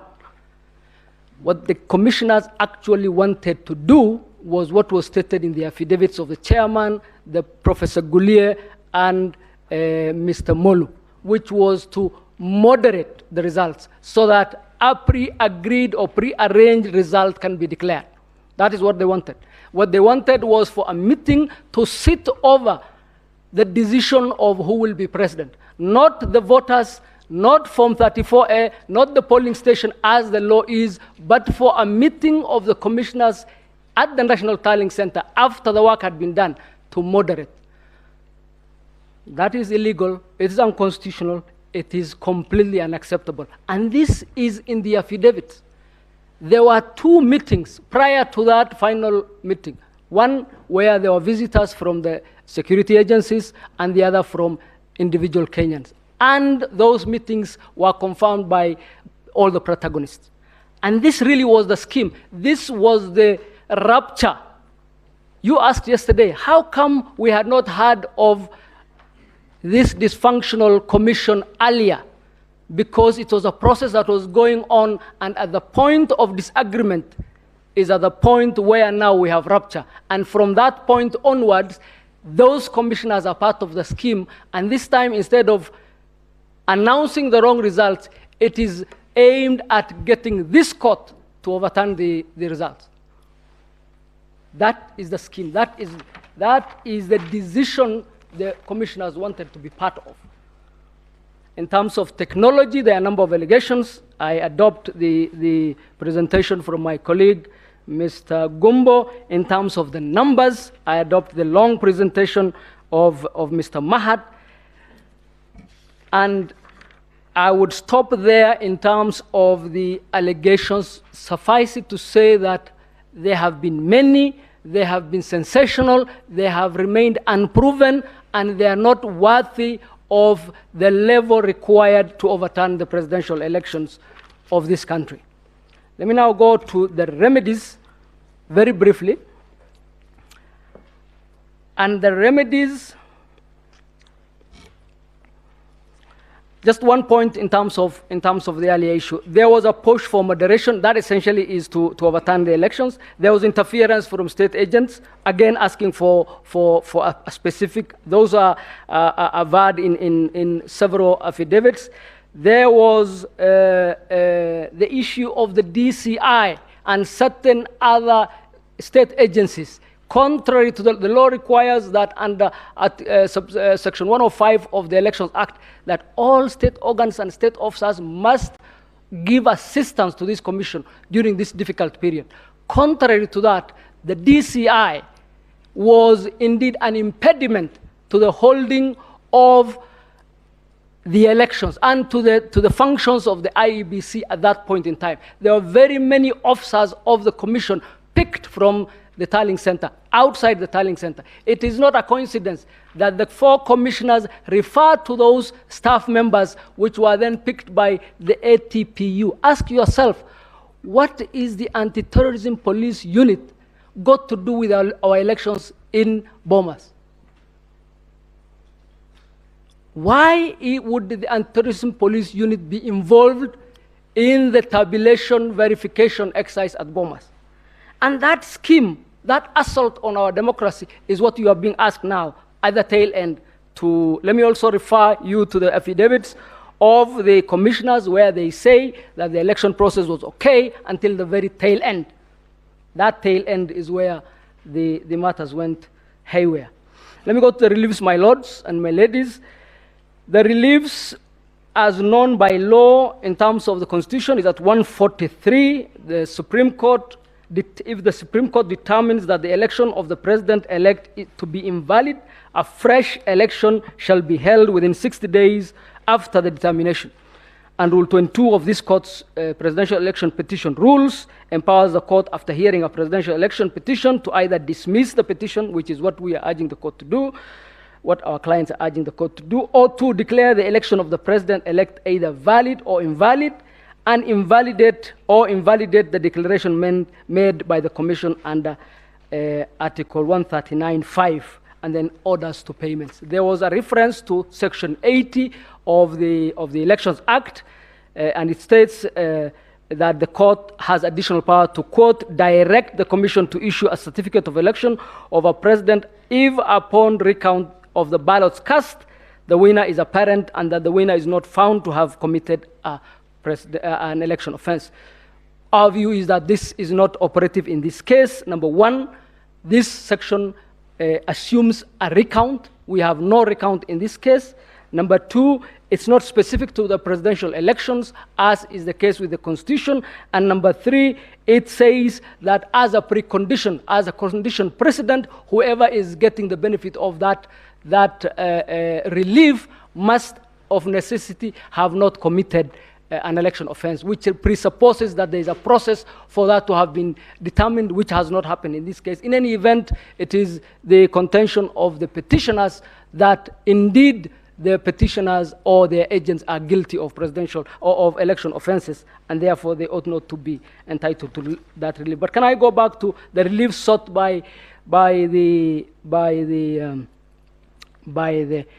petitioners, especially in 005? They are very convoluted. There are many. They are conflicting. If you look at, and some of them are strange. For example, there is in paragraph 18 of the remedies sought in the petition number 005, you are asked to uphold the decision of the 4 commissioners in rejecting the declaration. No such decision or no such lawful decision exists. You are asked in paragraph 9 to order directing IEBC to tally and verify, then declare. That has already happened. The tallying and verification has already happened. You are also asked to find that the elections were held in complete contravention of the Constitution, yet declare under Section hopefully 84, the petitioners, the president-elect and the deputy president-elect, those two do not head to the same. And then you also asked to get the election invalid, in which case the section kicks in that there will be a rerun in 60 days, yet to hold that the IEBC, as currently constituted, cannot hold the election, in which case, again, you have a conflict that is not subject to be determined. So our view is that the totality of the relief sought raise a lot of problems, as mentioned by the judges on a number of occasions. In terms of the reliefs we are seeking the reliefs as listed out in the responses, all of them, and jointly. We are also seeking reliefs as far as the chairman is concerned, as far as the number of criminal actions stated or alleged in the respondents. I adopt all the affidavits, my lords and my ladies, stated by my learned senior Professor Gideon Mugai, and the presentations thereafter. Suffice it to say that what we have witnessed is at the tail end of a very long process. We in this country have gone through a lot of reforms as a result of elections. If you recall, the entire ECK was disbanded by legal fiat as a result of an election. Thereafter, we have had to completely redo our election infrastructure. We have come to the point where this court 5 years ago laid the law. Now, if you look at all those steps, we have taken radical steps that have cost treasure, that have cost lives, that has cost livelihoods, including staff members of the ECK who have either died in office or who have been fired as a result of being told you have all been disbanded. Our law has no problem, my lords. Our elections have no problem. The problem lies with our politics, and the problem lies with our political culture. That cannot be legislated. It cannot be delivered through litigation. It has to be elsewhere. Men and women who run for office in this country must accept that it is possible to win. Indeed, it is even more likely to lose, because typically an election involves more than two people, and the chances of the losers being more than the winner are very high. Until we accept that, we are going to be harming the country, we are going to be harming our institutions, we are going to be hurting independent institutions and individuals who work in those institutions. Kenyans who give a lot, ask for nothing, and get to be denigrated in the hallowed halls of this court. My lords, I will stop there. I will ask my... Thank you, my lords and my ladies. My lady, learned members of the court, it gives me great pleasure to return back to the court 13 minutes and 20 seconds. Thank you very much.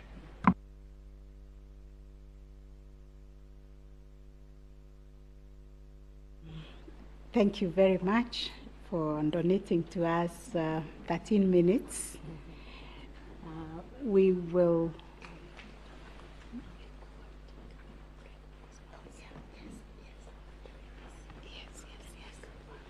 Yes. We would like to break now and resume exactly at 2, when we will start now the case for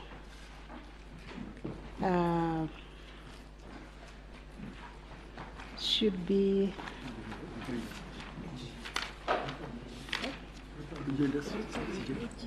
yes. Yes. I'm trying to get the right description of the parties, but it will be the case of William Ruto and also the Attorney General. Not now, when we resume at 2, because we haven't risen, we need to rise. I think in order it will be the 2 commissioners. Their case has been done. You are done? Yes. Then it's Attorney General, because Attorney General. So it is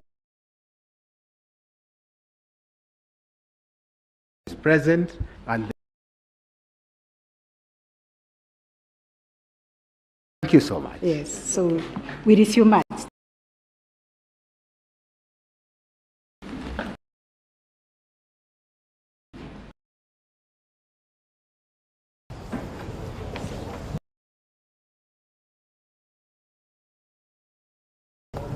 I always must introduce your president and acknowledge